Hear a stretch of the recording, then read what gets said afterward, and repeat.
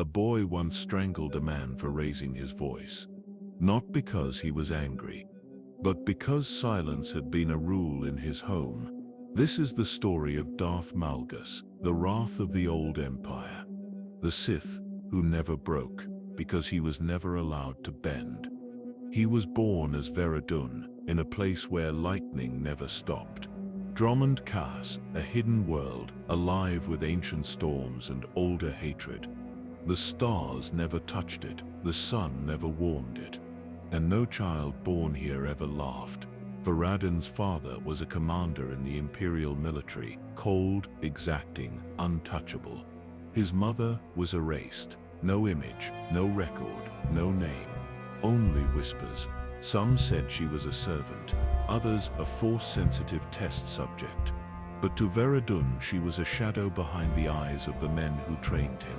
He was not raised, he was conditioned, fed by droids, measured for height, muscle tone, emotional stillness. By age 3 he had already failed to meet softness with understanding. He squeezed and took a kitten to death, not in cruelty, but curiosity. And when asked why, he simply replied, "It was loud." There were no toys, only blunted knives. No lullabies, only datapads with Imperial war hymns. His father taught him how to clean a weapon before he could write his name. But he did not need to write. Names were for people. Veradun was not raised to be a person. He was built to be an instrument. Every day began the same way. Cold water, cold light, cold words. The sun did not rise on Dromund Kaas, only the alarms did. His tutors were Sith-aligned officers, men who spoke without warmth and expected pain to be its own teacher. When Veradun bled during combat drills, he was told to memorize the angle that caused it. When he cried once, just once, they removed the Bacta treatment. Pain became instruction. Obedience became oxygen.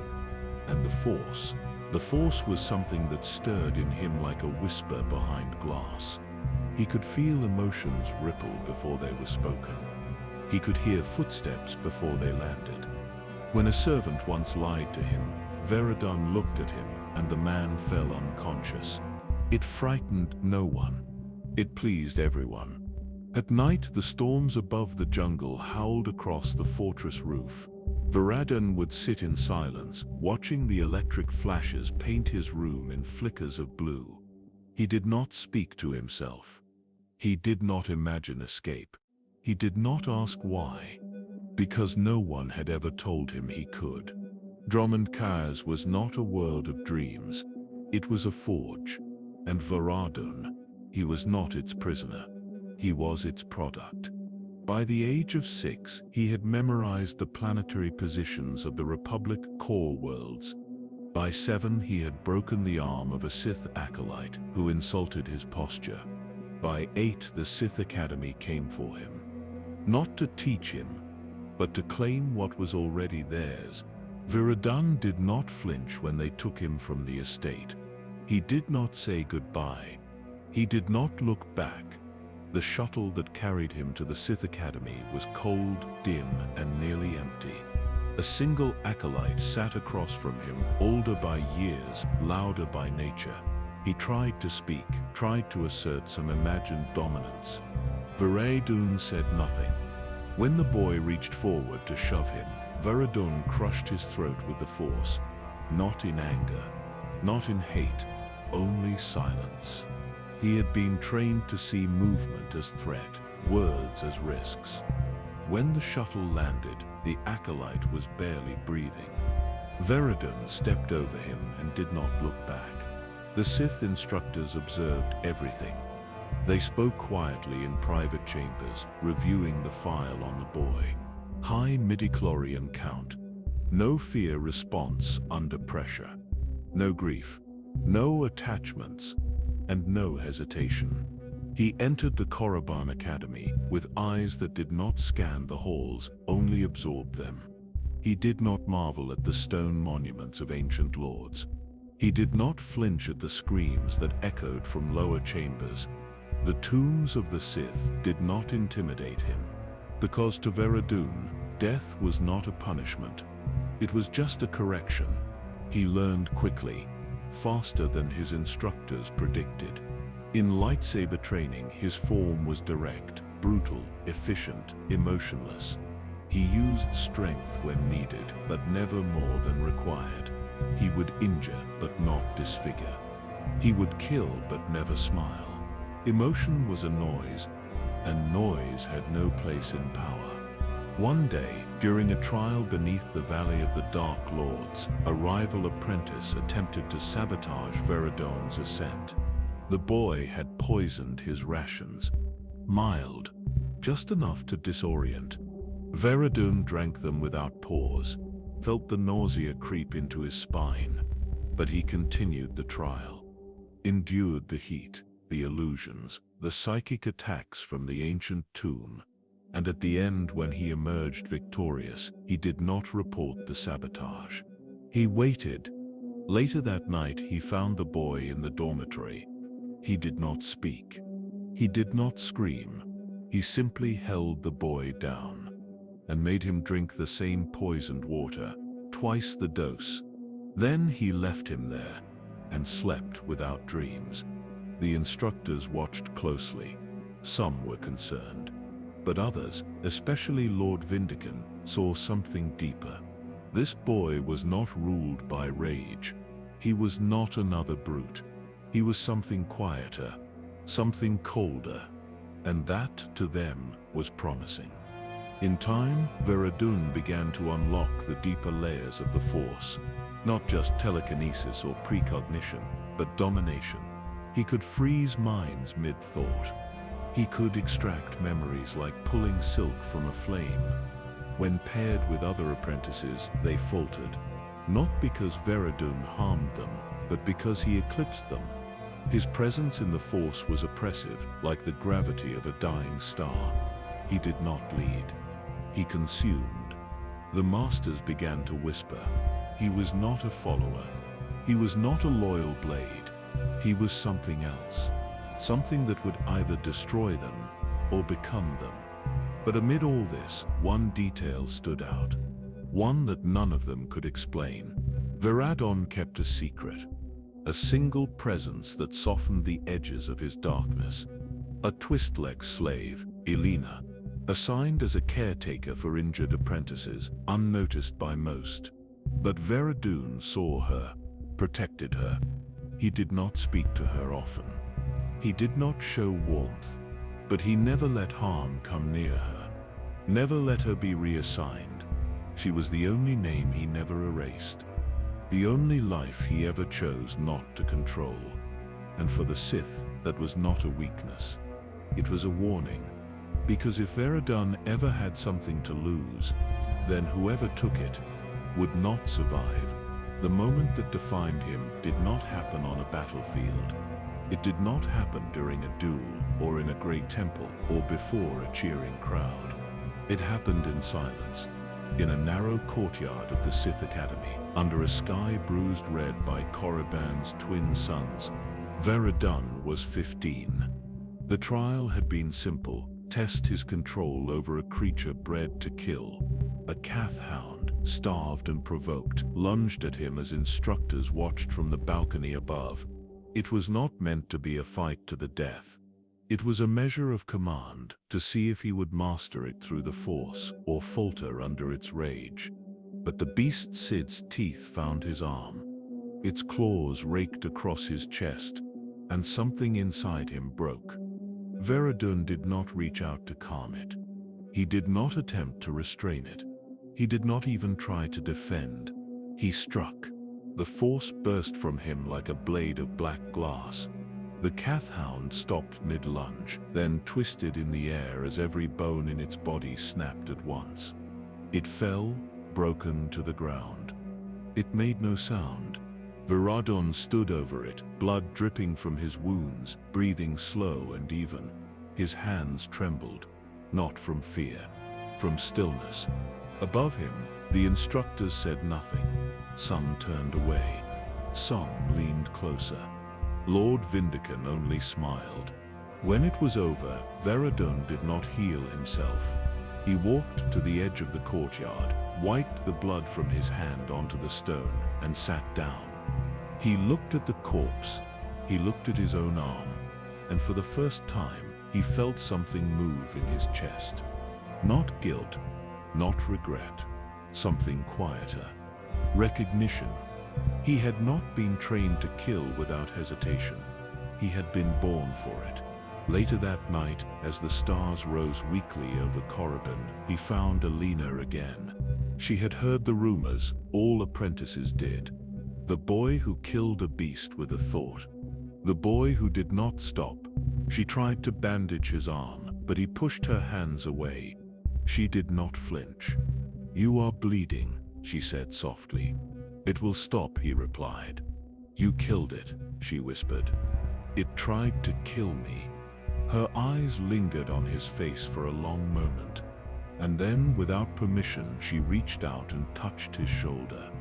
For just an instant, Veradun did not move. The storm in his mind eased, the noise receded, and he allowed her touch. But even then, he understood what it meant. The Cath Hound had not been a test of skill, it had been a mirror, and what it showed him was what the Sith already knew. The next morning, Lord Vindican summoned him privately. He spoke of destiny, of a place beyond the Academy, of a galaxy waiting to be taken by those strong enough to grasp it. "You felt it," the Lord said. "The moment when hesitation dies, that is the true birth of a Sith." Veradun said nothing. He only lowered his eyes as he had been taught. But in his heart, something had changed.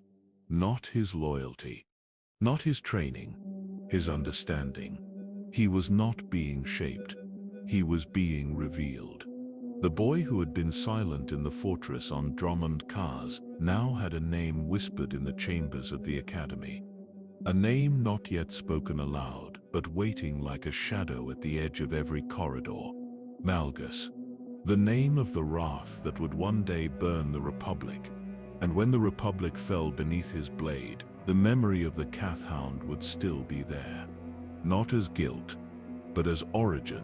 They came for him at dawn. 3 Sith Lords, cloaked in silence, flanked by guards who never raised their eyes. No announcement, no ceremony, only a single command.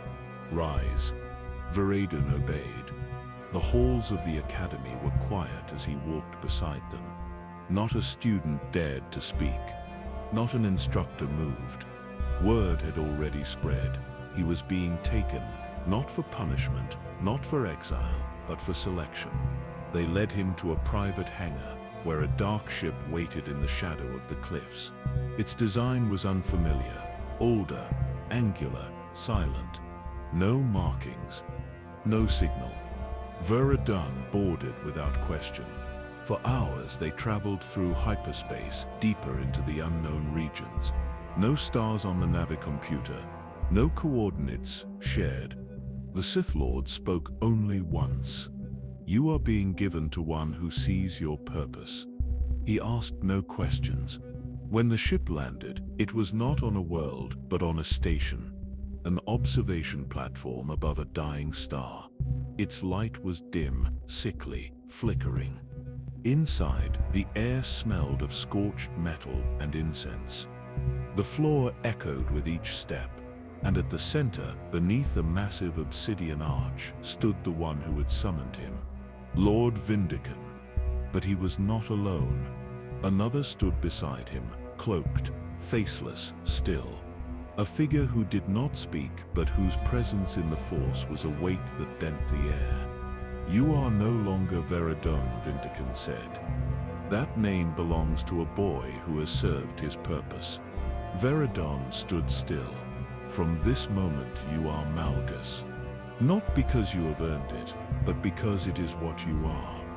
The figure beside Vindican stepped forward. And though no words were spoken, Malgus felt it, the pressure of recognition. He was being seen, not as a student, not as a tool, as a weapon. The ritual was not complex. There were no crowds, no blood sacrifice, only silence.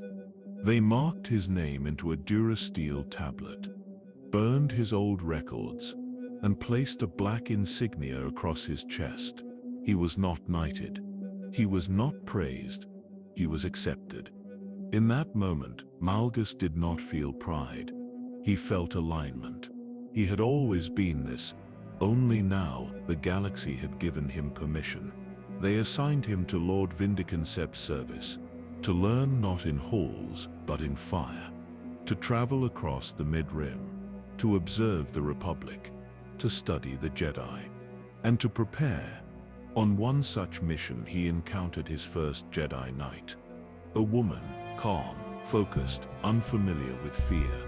She tried to speak with him, tried to reason, tried to warn him that the Sith path would end in ruin. He listened, and then he struck. The duel was short, brutal, precise. Her blade was green. His was red. And when it was over, only one remained. He stood above her body for a long time, not in reflection, not in satisfaction, only to memorize the look in her eyes as the light faded. Not terror, not hate, pity. He never forgot that. Because in that look, Malgus saw something he could not name. Something that lingered in his mind, even as the years passed, even as he led fleets, even as he became legend. But in that moment, on that nameless world, one truth became clear. The Jedi would fall, not because they were weak, but because they had forgotten how to fear what was coming. And what was coming was him.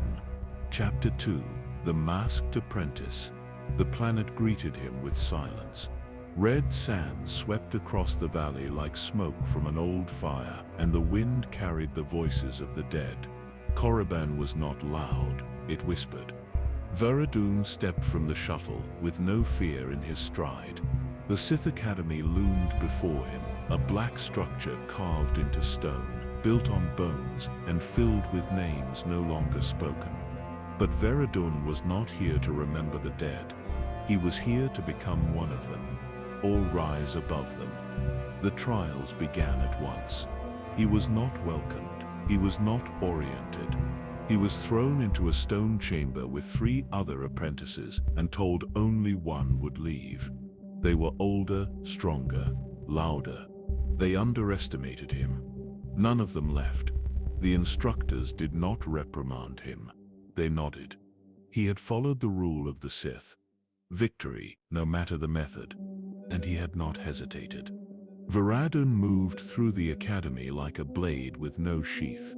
He did not speak to others. He did not form alliances. He did not lose. The instructors noted his cold control, his refusal to show fatigue, his ability to learn advanced saber forms after only a single demonstration. But what unsettled them most was his calm. He never shouted, never growled, never lost control, even when he killed, especially when he killed.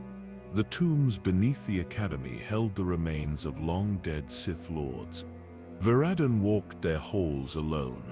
He did not fear their curses, their traps, or their voices, because he had heard worse in his own mind. When he meditated, he did not seek peace. He stared into the dark, and it stared back. Lord Vindican watched from a distance. He had claimed Varadun, had renamed him, had seen the potential in the boy. But even Vindican did not approach casually, because what he had awakened was not a servant, it was something else. The other apprentices began to avoid him. Not because he bullied, he did not need to. His presence alone made the air colder. When paired for duels, his opponents often forfeited early. One lost an eye, another a hand. Both had tried to win through trickery. Varadun did not tolerate that, not because it was dishonorable, but because it was inefficient. In the archives, he devoured Sith texts without pause. He learned about Darth Revan, about Marka Ragnos, about Tulak Horde. not as legends, but as predecessors. He studied their mistakes, their overconfidence, their blind attachments, and he promised himself he would not repeat them. One night, deep within a tomb, he came across the spirit of an ancient Sith Lord.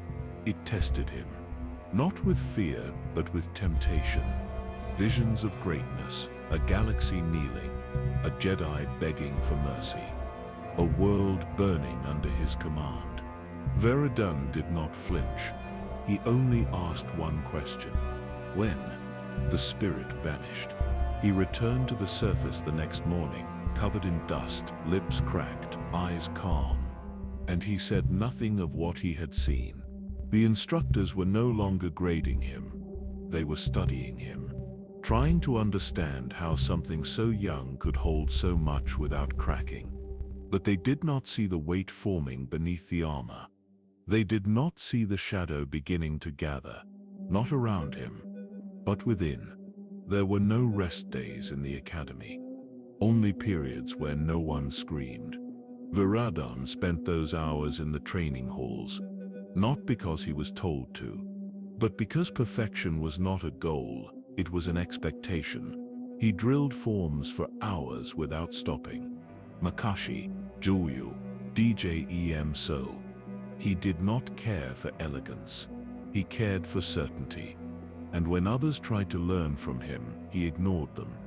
Not out of cruelty, but because he had nothing to teach. He was not becoming Sith. He already was. The instructors began sending him on field trials earlier than others. He was dispatched to fringe systems, ordered to extract information, test his ability to manipulate, to kill, to vanish. He never failed. On one assignment, he entered a Jedi outpost under a false identity. He sat at the edge of their temple archive, listening, watching, learning their rhythms, their hierarchy, their calm. He spoke only once, to the knight in charge of the archive. "You are guarding the wrong knowledge," he said. That night, he burned the records. Not out of hate, but because weakness should not be preserved. He was gone before they knew he had arrived. Back on Coruscant, he said nothing of it, but the fire made it into the Holonet logs. And the Sith Lords took notice. Lord Vindican met with him privately, deep beneath the academy. There was no praise, only instruction. "You are a weapon," he said. "Not to be shown until the galaxy forgets fear." Veradun nodded. But even then, the name they gave him felt incomplete. Something inside him still remained unnamed. Something waiting. The mask came soon after, forged in the old way, not to hide the face, but to shape the soul. It was angular, unfinished, more a prototype than armor. But when he wore it, something changed. He no longer needed to suppress emotion. The mask did it for him. In battle, it gave him breath. In silence, it gave him stillness. And in the eyes of others, it gave him distance. He became harder to reach, harder to know. Some whispered that he was broken. Others said he was evolving. But none could deny he no longer blinked during execution. During one sparring match, a visiting Sith Lord challenged him without warning. A test, to measure the boy's potential. They circled for only moments. Then Veradun lunged. One blow shattered the Lord San's guard. The next stopped just above the throat. He had held back, but only barely. The Lord stood, blood trailing from his lip, and laughed. "This one will be feared." But that was not what Veradun wanted. He did not crave fear. He craved silence. And control, because control meant survival, and silence meant no more orders. The academy could no longer contain him. His name, the name they had given, now echoed beyond the tombs. He was being studied by the Dark Council, watched by agents, whispered about by spies. And still, he spoke only when necessary, not out of discipline, but because he saw how words gave others away, and he never gave anything away. Not until her, because while the mask concealed his face, it could not erase the one thing he had not killed: connection. She moved like someone who wanted to disappear. Eyes lowered, hands folded, voice small. Elena Daru was one of many Twi'leks purchased by the Academy, trained not to speak unless spoken to, taught how to dress wounds, how to avoid pain. She was not supposed to be seen, but Veradun saw her. He noticed how she avoided the corners where apprentices fought, how she pressed her back against walls when Sith Lords passed, how her presence never made a sound, as if she was afraid that sound would get her killed. And perhaps it would. The Sith did not treat slaves with care. They were tools, background. Sometimes they were made to bleed, simply so students could learn how to heal. Sometimes they were killed, simply so someone could learn not to hesitate. But Veradun never raised his hand to her. He watched as others did, watched as she winced, hid her fear. And one day, he stopped it. An apprentice struck her for moving too slowly. Veradun did not speak. He did not warn. He broke the apprentice's wrist with a single movement, looked him in the eyes, and said nothing. From that day forward, no one touched her. No one asked why. Because no one wanted to see what would happen next. Elena began to appear more often, bringing food to his quarters, cleaning the blood from his armor, replacing damaged leather on his gloves. And though he never thanked her, he allowed it.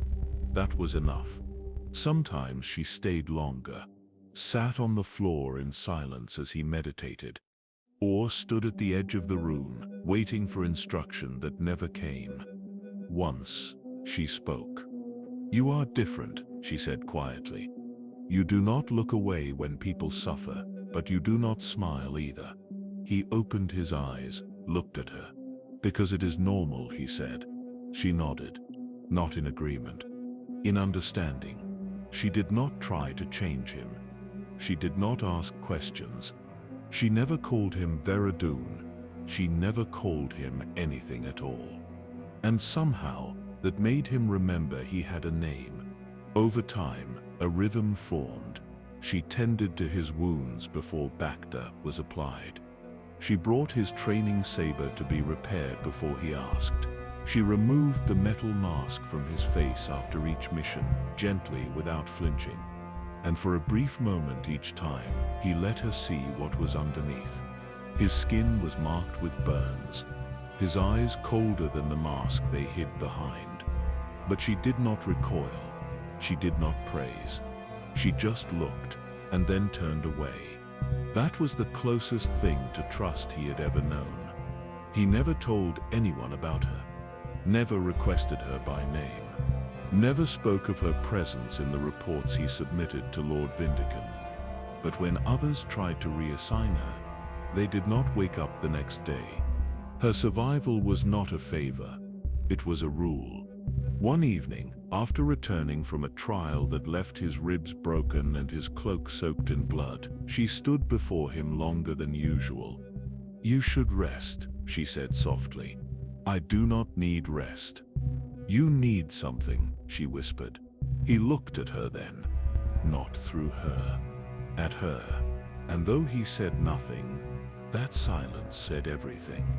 Because in a world built on violence, on domination, on cruelty and power, Elena Daru was the only thing he did not want to control. He never named what he felt for her, because the Sith had no words for it. To them, compassion was weakness, and weakness was death. But Veradun Malgus had already died once. The boy who left Drummond Cars no longer existed. What remained was a blade. Yet even a blade can remember the hand that forged it. In the quiet hours between training and missions, Elena's presence was the only sound that did not demand something of him. She was not a master, not an opponent, not a rival. She was simply there. and her being there began to fill a space he had never admitted was empty. At first it did not change his training. It did not soften his strikes. He killed as he always had. Efficient, silent, without doubt. But when she touched his shoulder to dress a wound, or whispered a single word in the dark, he felt something shift inside him. Not enough to weaken him, just enough to remind him he was still alive. He began to imagine her face in places she could never go. On the deck of a warship, in the shadows of a battlefield, in the tombs of long-dead lords. The thought was not a comfort, it was a warning. Because the more he thought of her, the more he understood what the Sith had always taught. Attachments are chains. Chains make you slow. Chains get you killed. But still, he did not cut her away. He guarded her with a silence sharper than any blade. He removed her from rosters where others could notice her. He ensured her tasks never brought her to the attention of lords who might take her. To the outside world, he was a mask. Inside, a fracture line had begun to form. It showed first in his rage. When an instructor threatened to punish Alina for another's mistake, Veradun broke his restraint and struck without order. The instructor lived, barely. And afterward, the Dark Council whispered about the boy who chooses who lives and dies. It showed in his refusals. Small moments when he disobeyed to protect her. Small enough not to be punished, but large enough to be noticed. Lord Vindican watched, silent, but never intervened. He knew what the boy was becoming. He knew what love would do to a Sith whose power came from clarity. And he knew that one day, this fracture would either break Malgus completely, or make him unstoppable. When Veradun stood at the edge of the Valley of the Dark Lords, mask in hand, the winds carrying the cries of the dead, he felt the storm inside him begin to churn. He thought of the lessons carved into the tomb walls. He thought of every master who had fallen to their own desires. And then he thought of Alina. He did not tell her. He did not hold her. He did not even speak to her. He simply watched her pass down a corridor one last time before leaving for another mission. She turned her head slightly, met his eyes, and for a heartbeat, the mask felt heavier than the galaxy itself. Because in that glance he understood the truth. He could kill anyone. He could break anything. He could survive everything. But the one thing he could not do was be free of her. And for a Sith, that was more dangerous than any enemy. The planet greeted him with silence.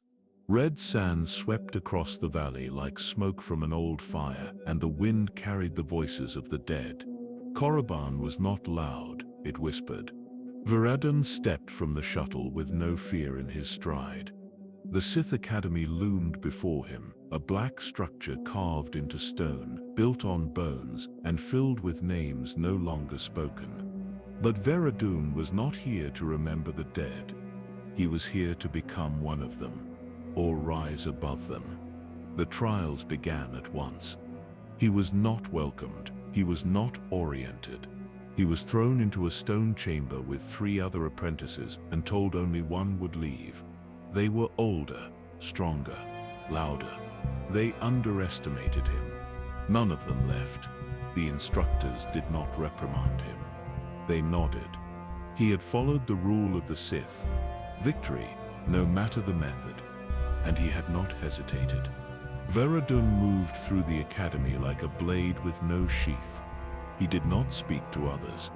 He did not form alliances. He did not lose. The instructors noted his cold control, his refusal to show fatigue, his ability to learn advanced saber forms after only a single demonstration. But what unsettled them most was his calm. He never shouted, never growled, never lost control, even when he killed, especially when he killed. The tombs beneath the academy held the remains of long-dead Sith Lords. Veradun walked their halls alone.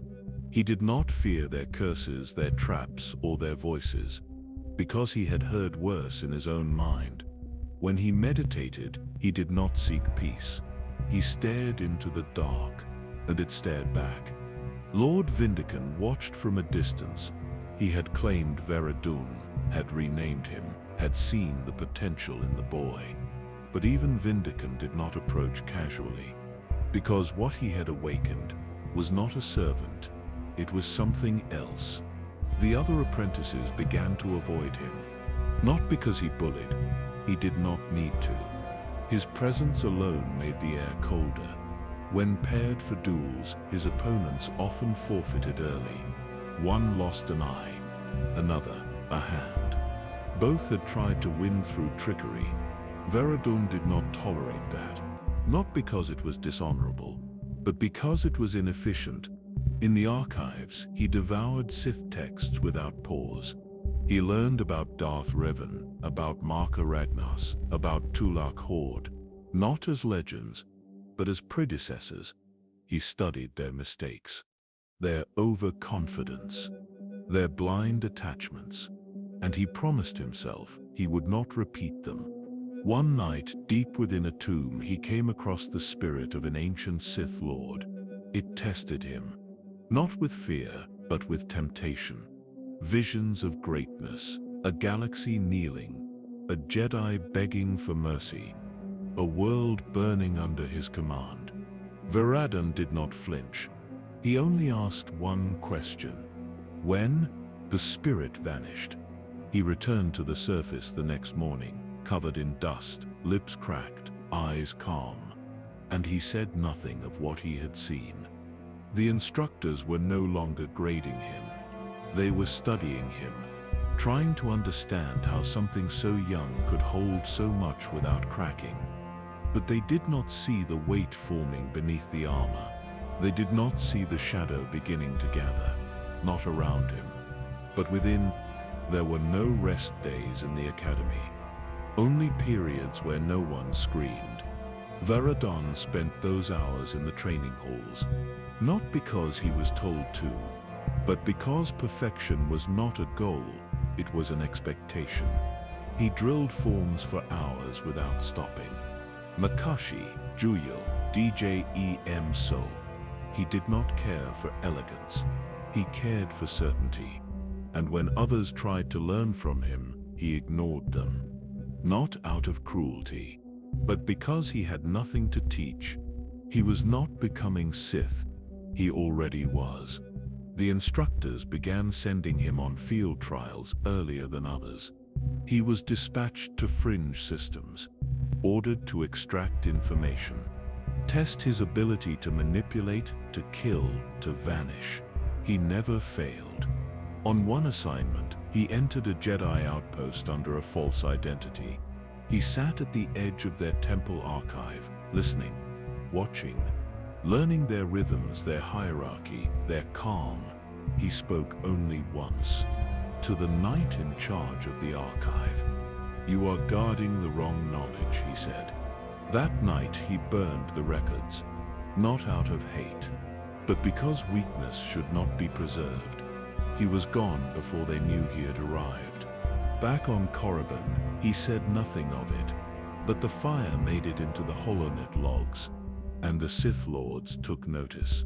Lord Vindican met with him privately, deep beneath the academy. There was no praise, only instruction. "You are a weapon," he said, "not to be shown until the galaxy forgets fear." Veradun nodded. But even then, the name they gave him felt incomplete. Something inside him still remained unnamed, something waiting. The mask came soon after, forged in the old way, not to hide the face, but to shape the soul. It was angular, unfinished, more a prototype than armor. But when he wore it, something changed. He no longer needed to suppress emotion. The mask did it for him. In battle, it gave him breath. In silence, it gave him stillness. And in the eyes of others, it gave him distance. He became harder to reach, harder to know. Some whispered that he was broken. Others said he was evolving. But none could deny He no longer blinked during execution. During one sparring match, a visiting Sith Lord challenged him without warning. A test to measure the bicep's potential. They circled for only moments. Then Veradun lunged. One blow shattered the Lord Sith's guard. The next stopped just above the throat. He had held back, but only barely. The Lord stood, blood trailing from his lip, and laughed. This one will be feared. But that was not what Veradun wanted. He did not crave fear. He craved silence and control. Because control meant survival, and silence meant no more orders. The Academy could no longer contain him. His name, the name they had given, now echoed beyond the tombs. He was being studied by the Dark Council, watched by agents, whispered about by spies. And still he spoke only when necessary, not out of discipline, but because he saw how words gave others away, and he never gave anything away. Not until her, because while the mask concealed his face, it could not erase the one thing he had not killed: connection. She moved like someone who wanted to disappear. Eyes lowered, hands folded, voice small. Elena Daru was one of many Twi'leks purchased by the Academy, trained not to speak unless spoken to, taught how to dress wounds, how to avoid pain. She was not supposed to be seen, but Veradun saw her. He noticed how she avoided the corners where apprentices fought, how she pressed her back against walls when Sith Lords passed, how her presence never made a sound, as if she was afraid that sound would get her killed. And perhaps it would. The Sith did not treat slaves with care. They were tools, background. Sometimes they were made to bleed, simply so students could learn how to heal. Sometimes they were killed, simply so someone could learn not to hesitate. But Veradun never raised his hand to her. He watched as others did, watched as she winced, hid her fear. And one day, he stopped it. An apprentice struck her for moving too slowly. Veradun did not speak. He did not warn. He broke the apprentice's wrist with a single movement, looked him in the eyes, and said nothing. From that day forward, no one touched her. No one asked why, because no one wanted to see what would happen next. Delina began to appear more often, bringing food to his quarters, cleaning the blood from his armor, replacing damaged leather on his gloves, and though he never thanked her, he allowed it. That was enough. Sometimes she stayed longer, sat on the floor in silence as he meditated, or stood at the edge of the room, waiting for instruction that never came. Once she spoke. "You are different," she said quietly. "You do not look away when people suffer, but you do not smile either." He opened his eyes, looked at her. "Because it is normal," he said. She nodded. Not in agreement, in understanding. She did not try to change him. She did not ask questions. She never called him Veradun. She never called him anything at all. And somehow, that made him remember he had a name. Over time, a rhythm formed. She tended to his wounds before Bacta was applied. She brought his training saber to be repaired before he asked. She removed the metal mask from his face after each mission, gently without flinching. And for a brief moment, each time, he let her see what was underneath. His skin was marked with burns, his eyes colder than the mask they hid behind. But she did not recoil. She did not praise. She just looked, and then turned away. That was the closest thing to trust he had ever known. He never told anyone about her, never requested her by name, never spoke of her presence in the reports he submitted to Lord Vindican. But when others tried to reassign her, they did not wake up the next day. Her survival was not a favor. It was a rule. One evening after returning from a trial that left his ribs broken and his cloak soaked in blood, she stood before him longer than usual. "You should rest," she said softly. "I do not need rest." "You need something," she whispered. He looked at her then, not through her, at her, and though he said nothing, that silence said everything. Because in a world built on violence, on domination, on cruelty and power, Elena Daru was the only thing he did not want to control. He never named what he felt for her, because the Sith had no words for it. To them, compassion was weakness, and weakness was death. But Darth Malgus had already died once. The boy who left Drummond Cars no longer existed. What remained was a blade.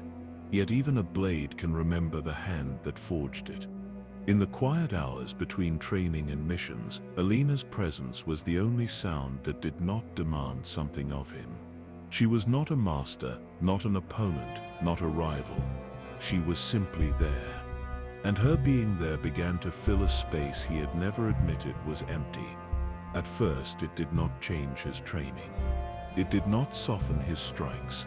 He killed as he always had. Efficient, silent, without doubt.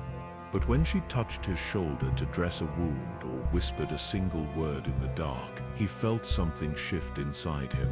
Not enough to weaken him, just enough to remind him he was still alive.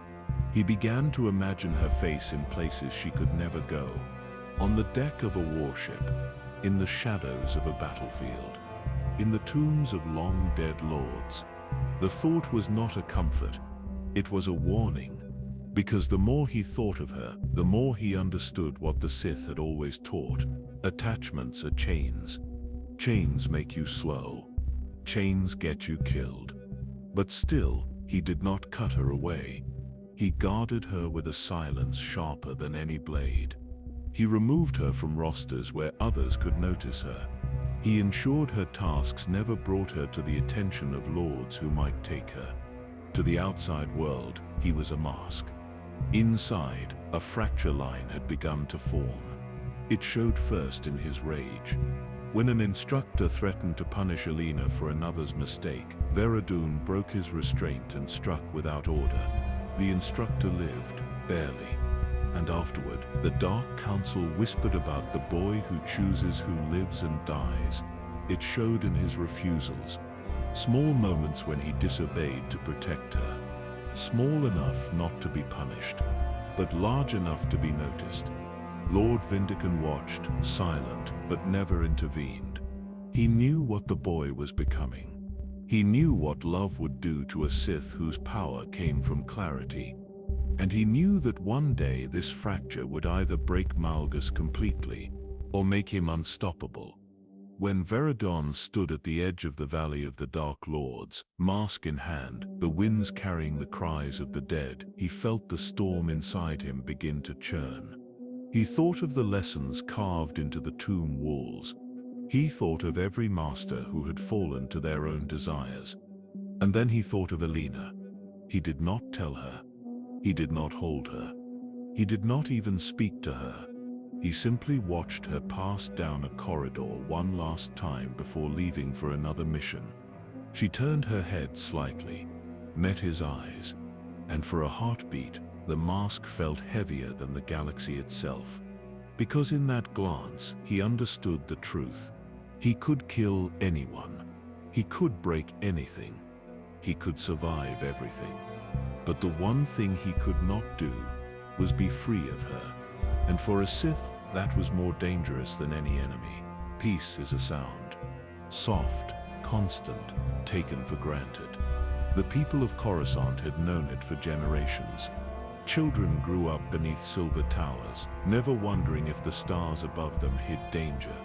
The Jedi Temple stood like a monument to certainty. The Senate shimmered in daylight like it was made of hope. But peace is not a wall. It is a mirror, and mirrors crack. In orbit above the galactic capital, behind a veil of falsified codes and diplomatic silence, the Sith Empire gathered its wrath. The Treaty of Coruscant was still in place. Signed, trusted. But trust was a Jedi word. And Darth Malgus was not a Jedi. He stood aboard the lead vessel of the assault fleet, a Fury-class interceptor reconfigured for command. He did not wear the dark robes of a Sith Lord. He wore warplate, steel, bone, breath masks, a shell meant to be seen, not questioned. Behind him, battle cruisers emerged from hyperspace like predators returning to an old hunting ground. No warning, no fanfare. Coruscant's planetary defenses were weak, stripped away under the false promise of peace. The Republic had not believed the Sith would return here. Not so soon. Not like this. But Malgus had never left the war. He had only waited. The command came in 3 words. No flourish, no ceremony. Begin the descent. The fleet moved like a blade sliding into flesh. Dropships poured into the lower atmosphere. Droid battalions launched from hangar bays. Shock troopers armed with flame projectors descended in waves. Malgus watched it all from his viewport. His breath echoed inside the mask. Steady, controlled. Beneath it, his skin tightened with the ache of purpose. This was not conquest. It was correction. The Jedi had ruled from comfort too long. Their temple, built on sacred ground, guarded by peace treaties and idealism, would fall, and he would be the one to pull it down. Not for power, not for revenge, for order. Elena stood beside him, armored, quiet. She had insisted on coming. He had not stopped her. But even now, as the glow of the burning atmosphere painted the windows red, he felt the tremor within. Not fear, not for himself, for her. She did not belong here, but she was here because of him.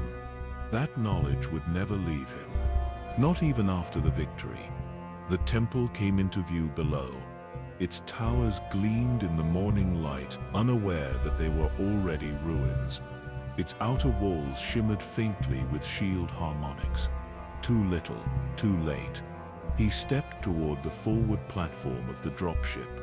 Below him, 1,000 Republic civilians ran through the streets. Sirens wailed. Hollow broadcasts stuttered with confusion. The invasion was already underway.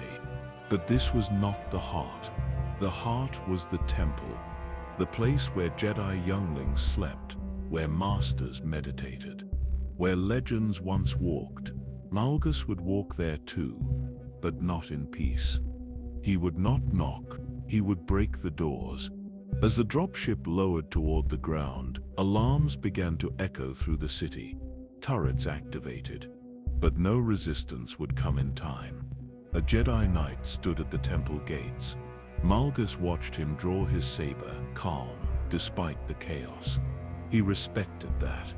But respect would not save him. The boarding ramp hissed open. Dust and heat rushed in, and Malgus stepped down. Not as a soldier, not as a Sith, but as the end of what the Republic thought could not fall. The air outside the temple gates was thick with smoke and disbelief. Civilians had fled, droids had fallen, but the Jedi still stood. Not many, but enough to remind him what this place had once meant. Malgus walked forward alone, not because he was reckless, because he wanted them to see him. No banners, no announcements, only breath filtered through a rebreather that hissed with each step. The knight at the entrance raised his saber. Blue light hummed against the golden haze. "This is a sacred place," he said. "There is still time to leave." Malgus ignited his own blade, red, harsh, final. There is no such place. The strike was fast.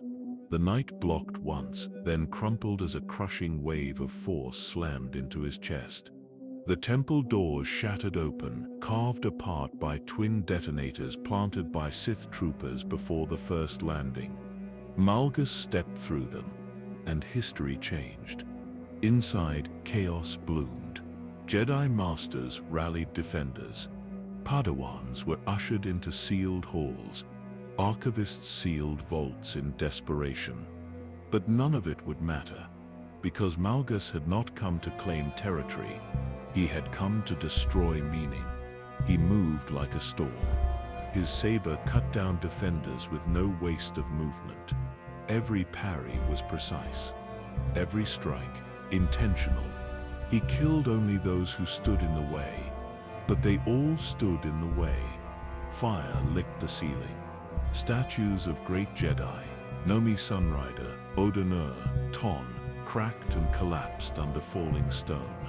Ash fell like snow, and still he advanced. Behind him, Sith troopers laid charges on key structures. Flame projectors roared to life. The Jedi Sett's place of learning became a furnace. Malgus entered the Great Hall. Dozens waited there, young, untested, afraid, Padawans, barely older than children. One master stood at their front, an older man, calm. He deactivated his saber and held up a hand. "You do not need to do this," he said. "This is not your only path." Malgus stopped. Not because of the words, but because for the first time, something flickered in his memory. A different voice. A quiet voice. Alina Stest's voice. "You need something." He blinked. The moment passed, and then he moved. The master fell first, struck through the chest before he could finish his next sentence. The Padawans scattered. Some tried to fight. Some tried to run. None escaped. He walked among them like a shadow made solid. Not cruel. Not joyous. Only inevitable. In the archives, priceless scrolls burned. Holocrons shattered. Knowledge older than the Republic turned to smoke. And through it all, Malgus kept moving forward. He did not hesitate. He did not speak. Because victory was not loud. It was exact. At the center of the temple, beneath the domed skylight, he paused. Firelight danced across the marble floor. A mosaic of Jedi history, once vibrant, cracked beneath his boots. He looked up. The ceiling had begun to cave. Sunlight filtered through falling ash. And for the first time, he saw Coruscant not as a capital, but as a corpse. He reached for his command. "Begin orbital strike pattern. Target the Senate says southern spire. Let them watch it fall." His voice was calm. No anger. No pride. Just certainty. Outside, shock waves rippled through the upper city. Buildings crumbled. Transports collided. The capital of the Republic was being gutted, not by numbers, by precision, by belief. This was not the conquest of a world. It was the execution of a symbol. And in that execution, Malgus had done what centuries of Sith had failed to do. He had broken the Republic's illusion of safety. He had brought the war to their doorstep. And no Jedi, no treaty, no memory would ever erase the sound of that first explosion. The air inside the temple was no longer breathable. Flames climbed the columns. Ceilings sagged with heat. Stone cracked with every passing moment, and still, Malgus did not stop. The battle was over. But his work was not. He walked the scorched corridors slowly now, not searching for survivors, not ensuring the destruction. He was looking for something else. The quiet. He stepped over broken sabers, over the robes of fallen students, over books and scrolls still smoking from the blast of a thermal detonator. The mask filtered out the poison, but it could not block the scent. Burnt flesh, old paper, dust and blood, and beneath it all, a memory. He had walked halls like these once before, not as a conqueror, as a boy, on Korriban, on Zeost, following his masters, silent, watching, learning. But now, he was alone, and everything was silent because he had made it so. A faint groan echoed from the shadows. He turned. A Jedi Knight, pinned beneath a fallen column. His face was burned. one hand raised weakly, but the lightsaber was out of reach. Malgus stepped closer. The Jedi opened one swollen eye. He did not plead. He did not beg. He whispered one name. Elena. Malgus froze. Not because the Jedi knew her. He did not. The name was not for him. It was just the last thing the Jedi remembered. The last comfort before death. But hearing it, in this place, spoken by someone who would not live to say anything else, it brought a fracture. For a moment, the fire dimmed, and in its place, Malgus saw her, not as she was now, but as she had been, sitting quietly in the corner of his quarters, touching the bruises on his arm with gentle fingers, saying nothing when he failed, never asking when he returned broken. She had been his shadow. Now the shadow was inside him. He reached out with the Force, not to crush, not to kill, but to feel, to see if she still lived, to know if somewhere on this burning world she still breathed. And he felt her, a flicker, distant, safe, far from the battlefield. He did not smile. He did not speak, but his grip on the Jedi Sept's throat eased. Not mercy, just delay. And then he tightened it. The body went still. He stood in silence, not victorious, not haunted, only aware of what this had cost. The temple was gone. Its masters, dead. Its children, silent. Its halls, ash. And in all that ruin, he felt nothing. No pride, no joy, only weight. He turned back toward the main corridor.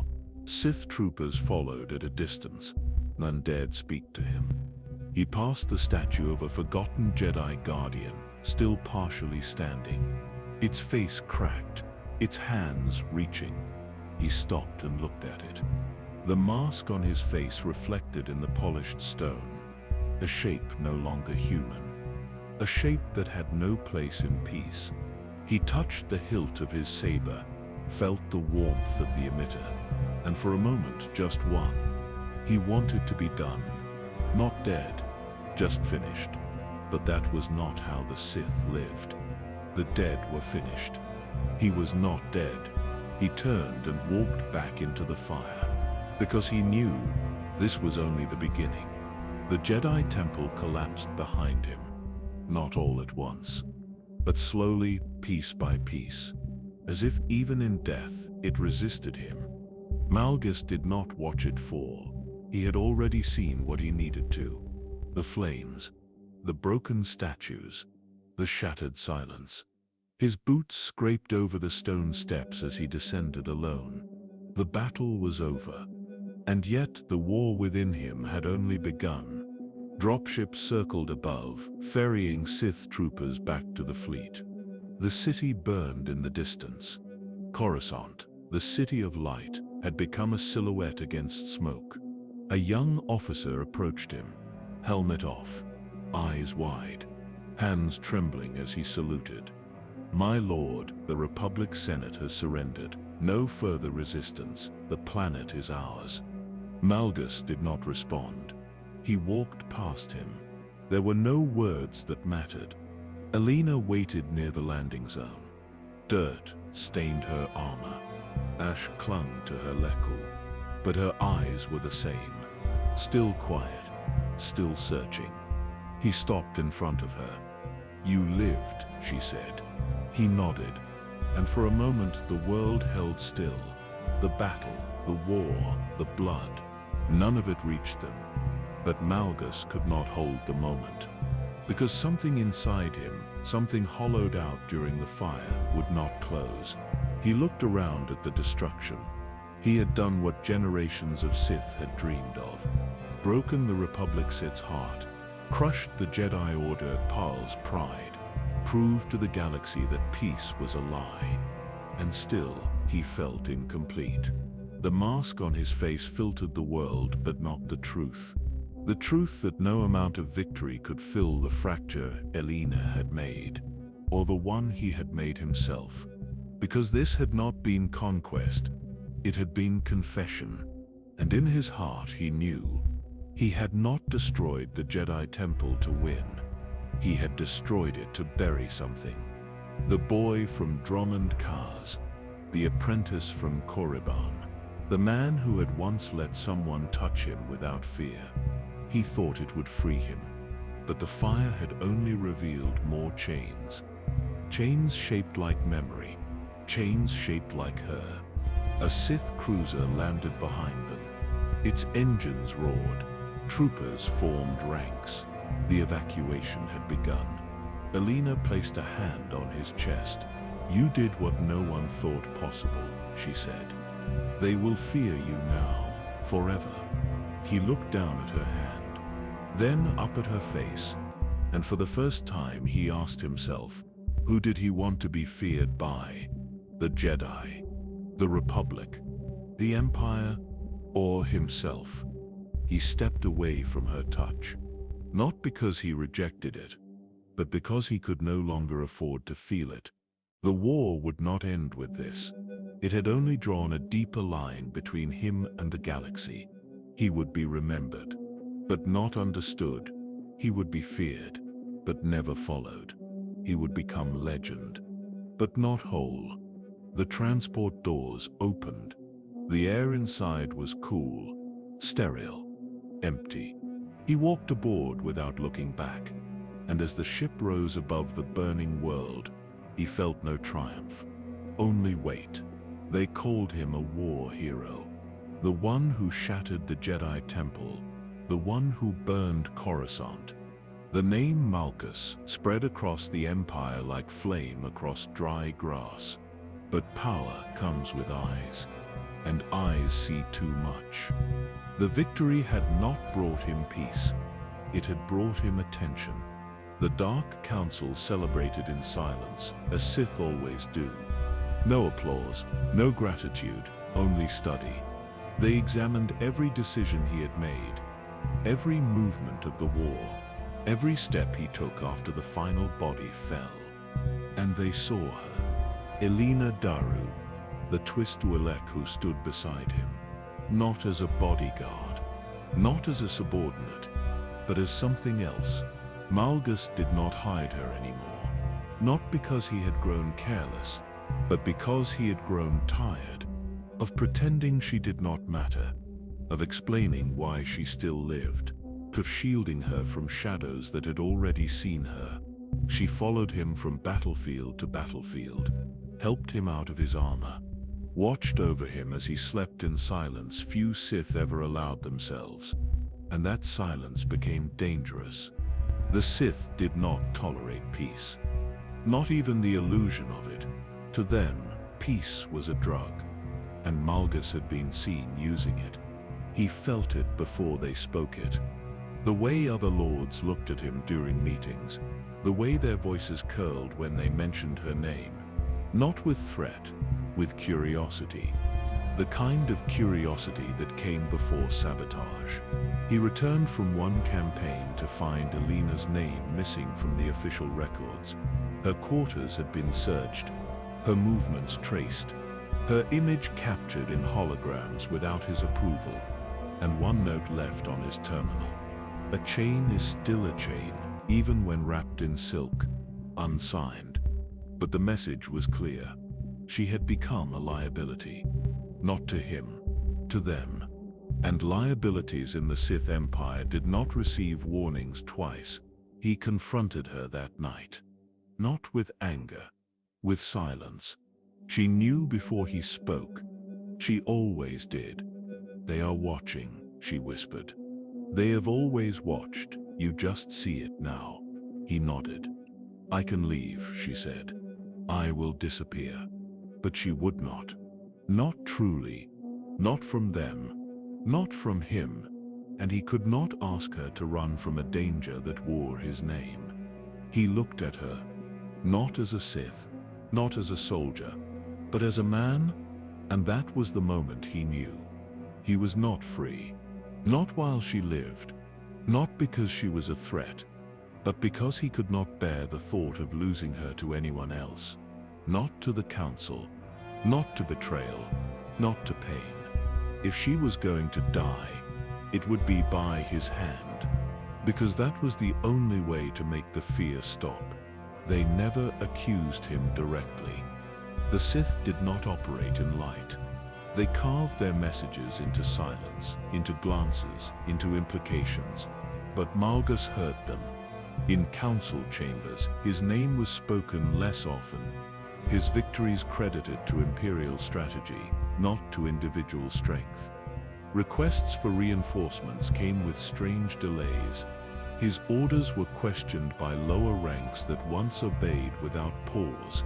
The council had begun to test him, the way one tests a structure before they bring it down. And always Alina was there, unspoken but present. In the room, in the data, in their plans. She had become their wedge.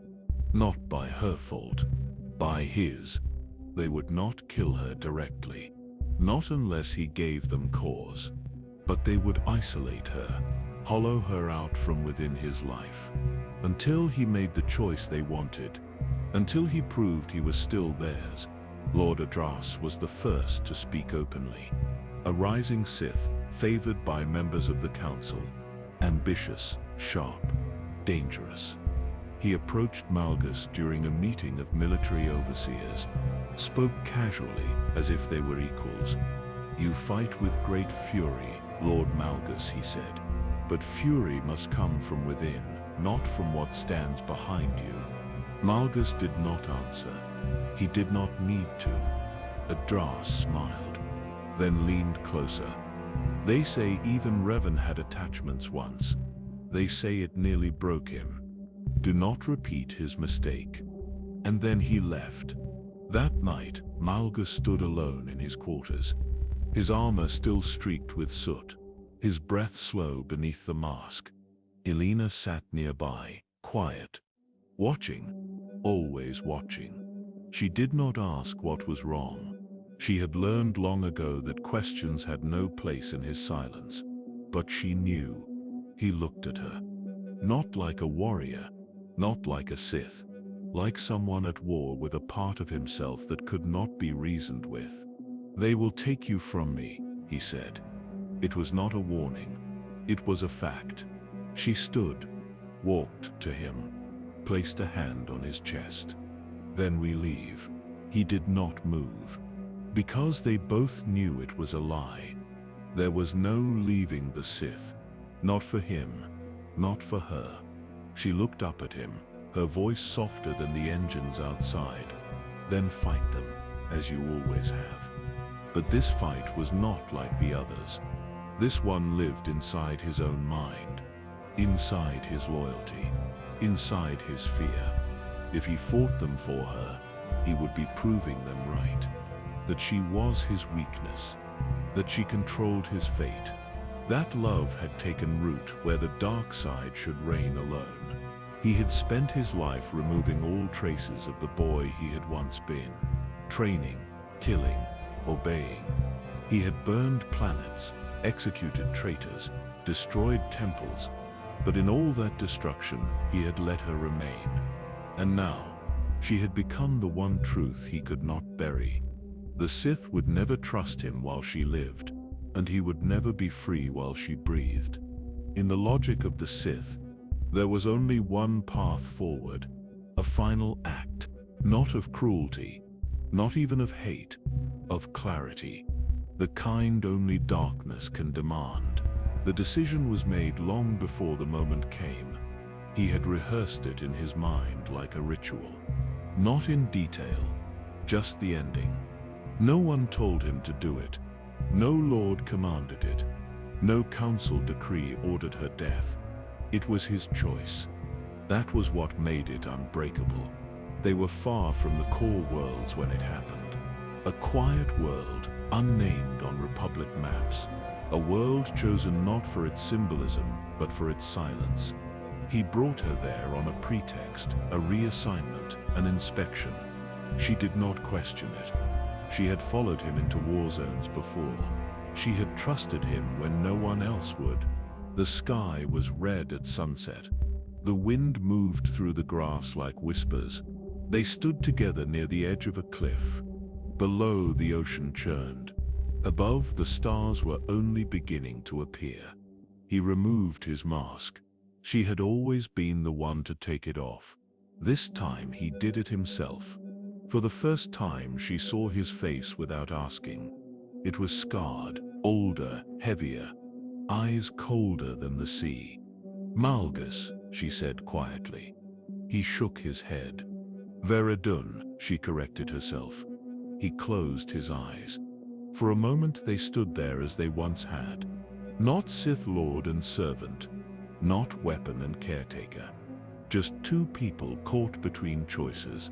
"You have been my only peace," he said. The words sounded strange, like someone else was speaking them. "You are still that peace," she replied. Her voice did not tremble. He reached out, touched her cheek. She leaned into his hand without hesitation. "You know why we are here," he said. She nodded. Yes. He felt her breath on his fingers, felt the warmth of her skin one last time, felt the fracture in his chest widen until it was not a crack but an abyss. "They will come for you," he said. "They already have." "I am not afraid," she whispered. "I am." And then he moved. Quick, clean, absolute. His hand around her throat, the force closing like a fist. Her eyes met his, not with shock, not with hate, with understanding. She did not struggle. She did not plead. Her lips parted and she formed his name. Not Malgus, not Lord. The name no one else used. And then there was silence. He lowered her to the ground gently, as if she could still feel, as if she was only sleeping.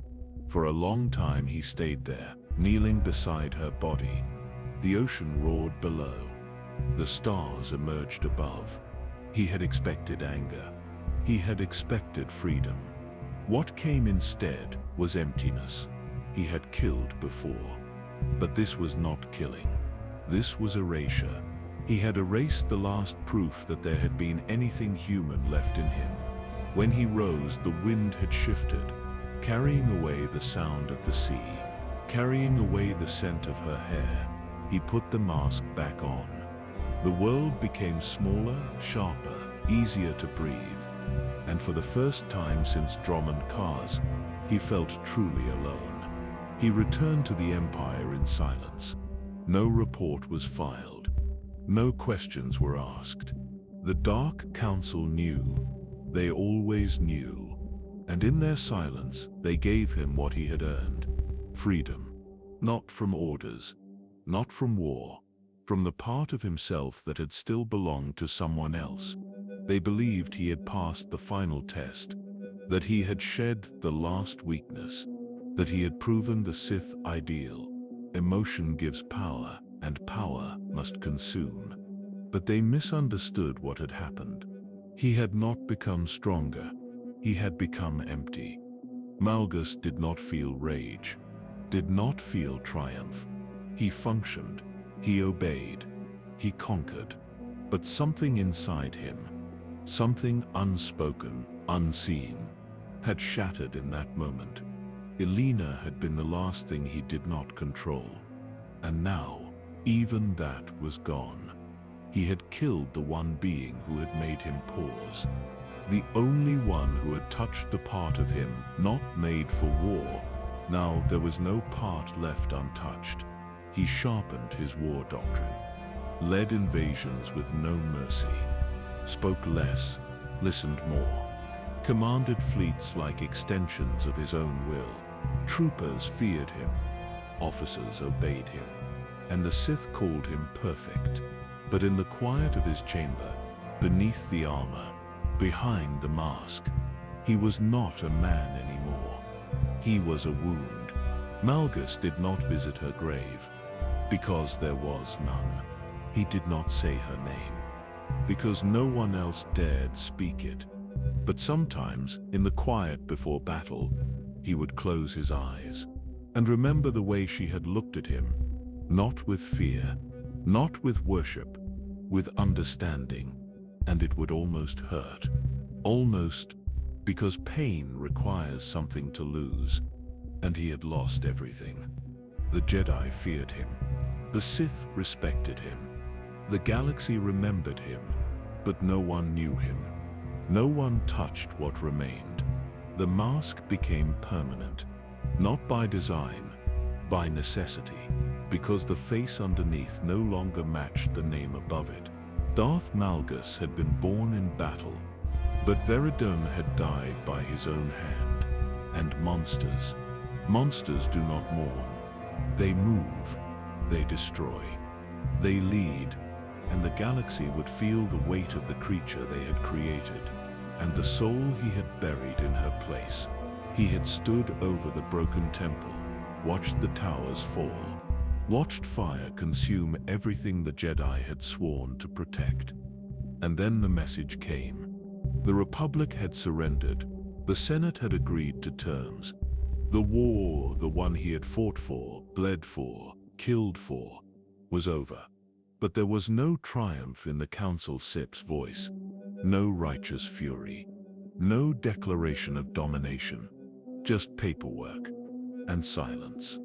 The Treaty of Coruscant, signed behind closed doors, while bodies still smoldered in the streets, while Jedi corpses cooled in the rubble, while Malgus stood, blade in hand, ready to strike again. They told him to withdraw, told him to cease his campaign, told him the war had served its purpose. And he understood in that moment. He had not been fighting a war, he had been playing a game. The Sith did not want to win. They wanted leverage, territory, negotiation power. But Malgus had wanted to end the Jedi, not pressure them, destroy them. The Council had let the Order live, had given them time to rebuild, had traded blood for bureaucracy, and he hated them for it. He returned from Coruscant a different man, not wounded, not broken, empty, not because he had lost, but because his victory had been stolen. They gave him medals, spoke of tactical brilliance, rewarded him with authority, titles, and all of it tasted like ash. He watched lesser Sith receive accolades for battles they had not fought, watched lords who had hesitated now claim they had led, watched politicians build statues while speaking of peace, the same kind of peace he had set fire to. He stood before the council and said nothing, because what he wanted to say would have been seen as treason, but the thought was already there. Not just that the Republic was a lie, the Sith were too.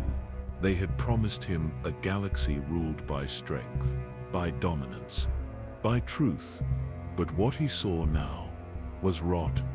They had used him, and worse, they were afraid of him, because he had done what they could not, and now they needed to cage him, control him, surround him with honors so he would not see the chains, but he saw them. He saw everything. The Sith had always preached power through passion, freedom through strength, but they ruled through fear, preserved a hierarchy that punished independence, and Malgus was not made for chains. He began to disappear from meetings, spoke less, listened more. His eyes no longer searched for Jedi. They studied the Empire itself, and the more he looked, the more he saw cracks in the structure, in the doctrine, in the very soul of what he had sworn to serve.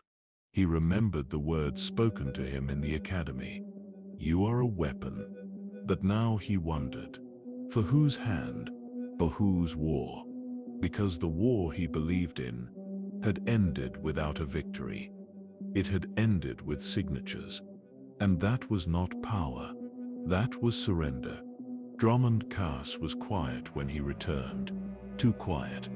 The kind of silence that does not come from peace, but from something being hidden. Storms still circled the skies. Imperial banners still hung from obsidian towers, The streets bustled with soldiers and servants, but Malgus saw it all for what it was: decoration. The Empire had won the war, but not the way he had wanted. Not the way war was meant to be won. He walked through the halls of the Citadel, his armor still scarred from battle, his saber still stained. But the Sith Lords who passed him did not look with respect. They looked with calculation, because Malgus was not a symbol of their strength. He was a reminder of what they had not done. He had crushed the Jedi Temple, led the assault that crippled the Republic, but instead of being elevated, he was watched. He felt it in the way they spoke to him. Measured, controlled, as if every word had already been weighed by someone higher. They feared him, and fear makes Sith dangerous. Lord Adras rose quickly during this time. Younger, smiling, ambitious, he spoke of diplomacy, of balance, of how peace could be used to reshape the galaxy. Malgus listened, but his silence was not agreement. He saw what Adras really was: a politician wrapped in a cloak, a creature of the Council Sith's will, polished, predictable, weak, and yet he was the one receiving new fleets, new territories, new honors. Malgus was being left behind, by design. He began to test the limits, took missions without approval, launched strikes against surviving Jedi cells before permission was granted. And the reports he sent afterward were filled with results, but no apologies. The Council summoned him once. They warned him about overreach. He said nothing. He only stared. They did not summon him again. The rot had gone too deep. He saw it in the structure of command. Sith Lords building legacies instead of war plans. Generals fighting over supply chains rather than enemies. Diplomats rewriting history before the blood had even dried. The empire he had fought to elevate had returned to the same slow decay that had nearly destroyed it before. And they thought peace was a victory. They thought treaties could hold power. They thought the Republic would stay down. Malgus knew better. The Jedi would rebuild. The Republic would recover.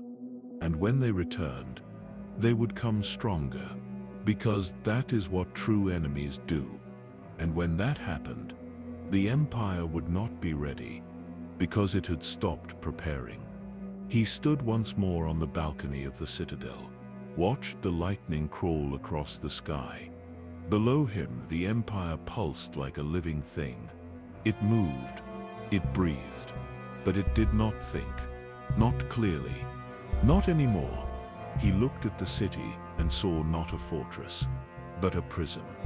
Not for the weak, but for the strong. He began to think in new ways, quietly, carefully. If the Empire would not fulfill the vision he believed in, then something else would have to. And if the Council feared him now, they had not yet begun to understand what fear truly meant. He stopped wearing his rank openly. Not out of rebellion, out of disinterest. Titles meant nothing to him now. Not when they were granted by those who feared discomfort more than defeat. He no longer sat in council briefings, no longer signed ceremonial decrees. He began sending his own agents into the field, not loyal to the Empire, but loyal to him, quietly, without announcement. The soldiers who followed him were not chosen for their bloodlines or their favor with the Council. They were chosen for one reason: obedience without question. He began gathering ships, smaller ones, faster, outside of sanctioned fleet movements, outside of surveillance. His operations struck deeper into the galaxy than any Council-approved campaign. He attacked Jedi enclaves in distant sectors, destroyed ancient Republic way stations long thought forgotten, erased rebel colonies that had never made it onto official maps. And he did it all without permission. Because permission no longer mattered, the Dark Council responded with silence. Officially, they did not rebuke him. Unofficially, they issued quiet orders to monitor his movements, to track his assets, to prepare contingency plans.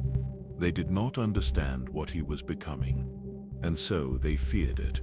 Whispers began to spread through the ranks, that Malgus no longer served the Empire, that he served himself.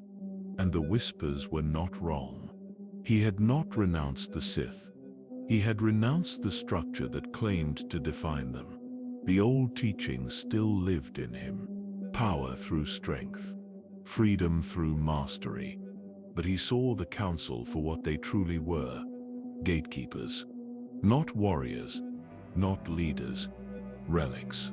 He stopped attending their gatherings, stopped responding to direct summons.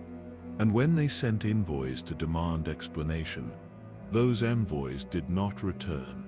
Only Lord Adres dared confront him directly. The two met in an old military citadel on Zeost. No witnesses, no guards, just two Sith standing in the cold. "You are not above the Empire," Adras said. "You are not the future, you are a threat." Malgus stood without his mask that day. Let Adras see his face, not as a gesture, as a warning. "I am what the Empire was meant to become," he said. "You are what it has chosen to be." They fought. The duel was brief, not because Adras was weak, but because Malgus was beyond him.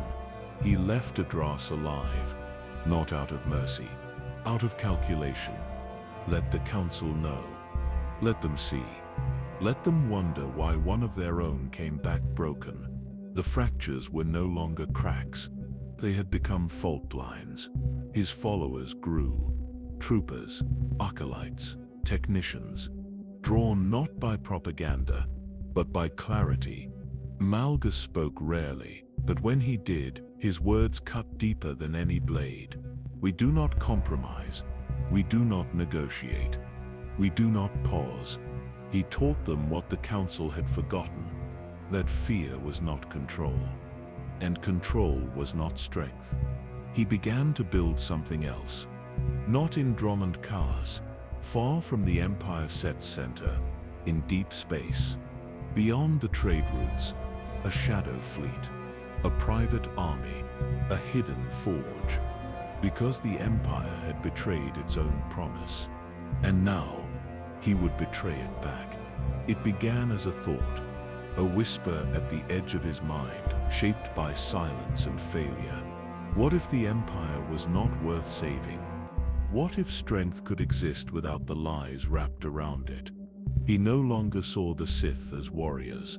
He saw them as politicians in robes, curators of power, not seekers of it. And he knew, if the Sith would not change, they would need to be replaced. He did not announce his rebellion. Malgus was never loud. He moved through the galaxy like a shadow wearing armor.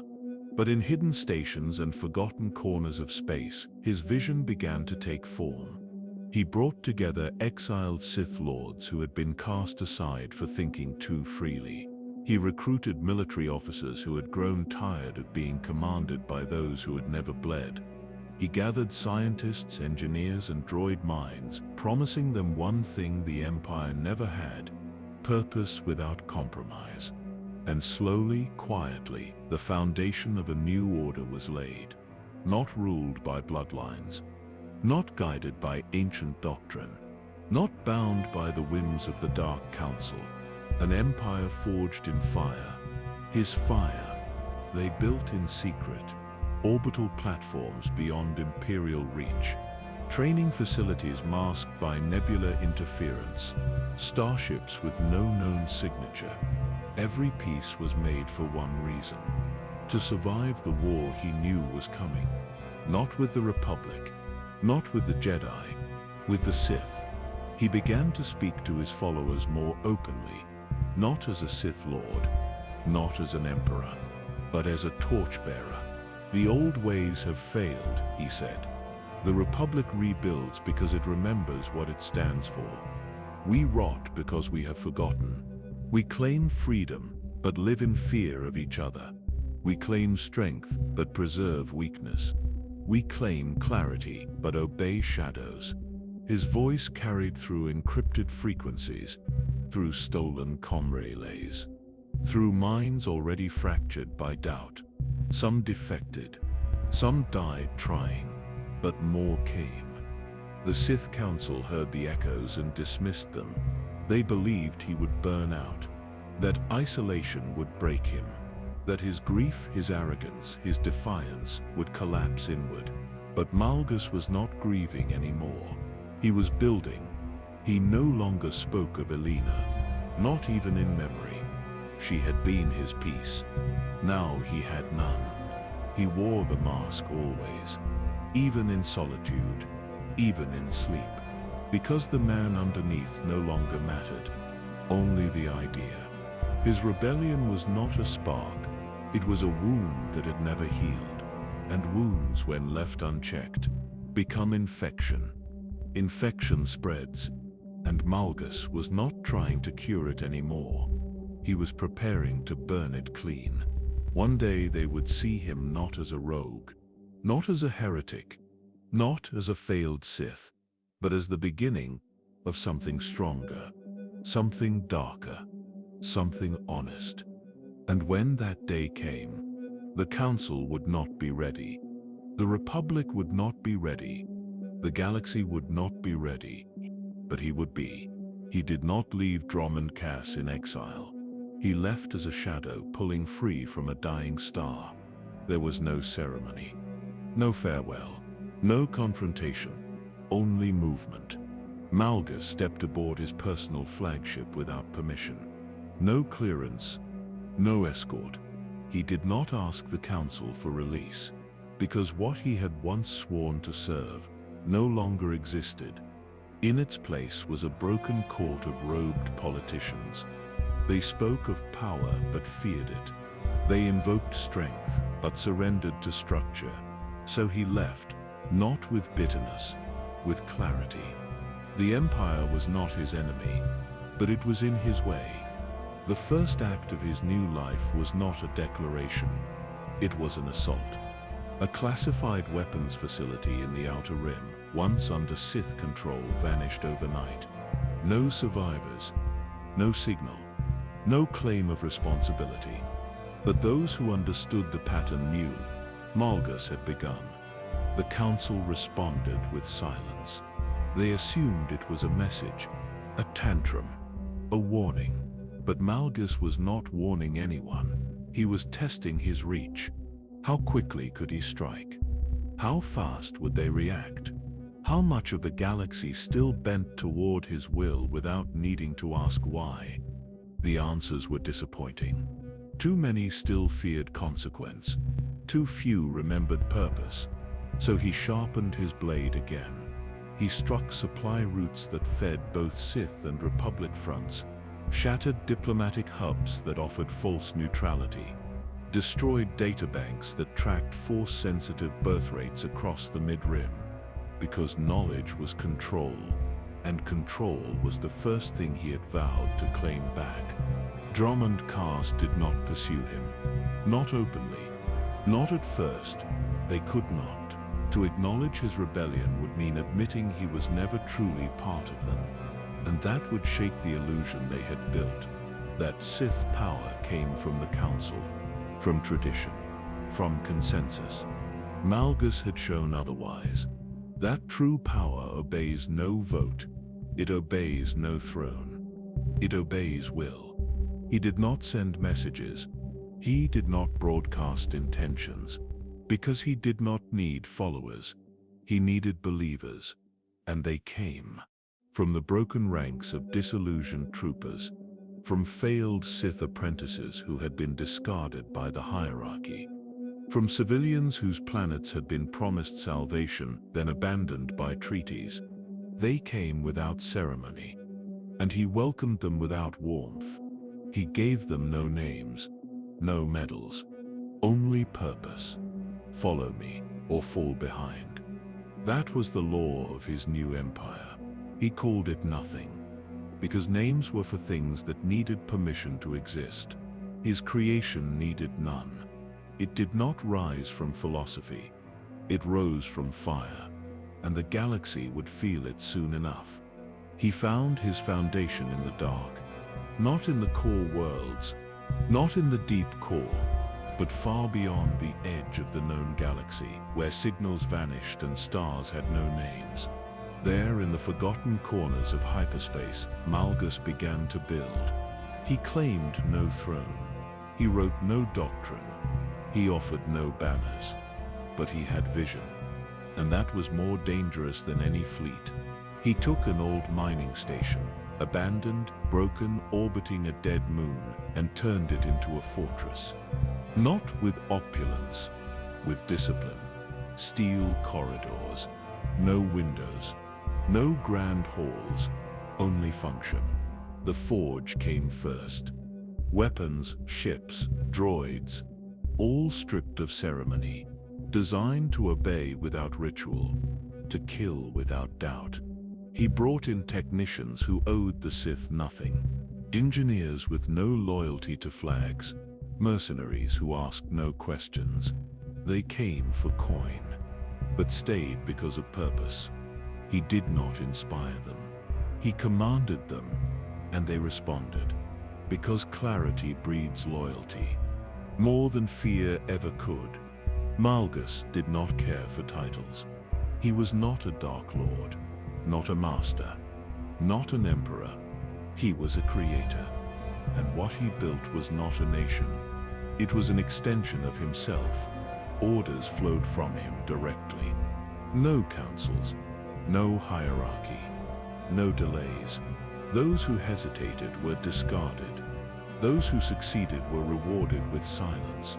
The only praise that mattered in a world built for war. He trained Force sensitives. Not in the Sith way, not in the Jedi way. His way. He taught them to strip themselves of identity, of history, of weakness. Power does not come from pain, he said. It comes from clarity. And clarity only exists when nothing is left to protect.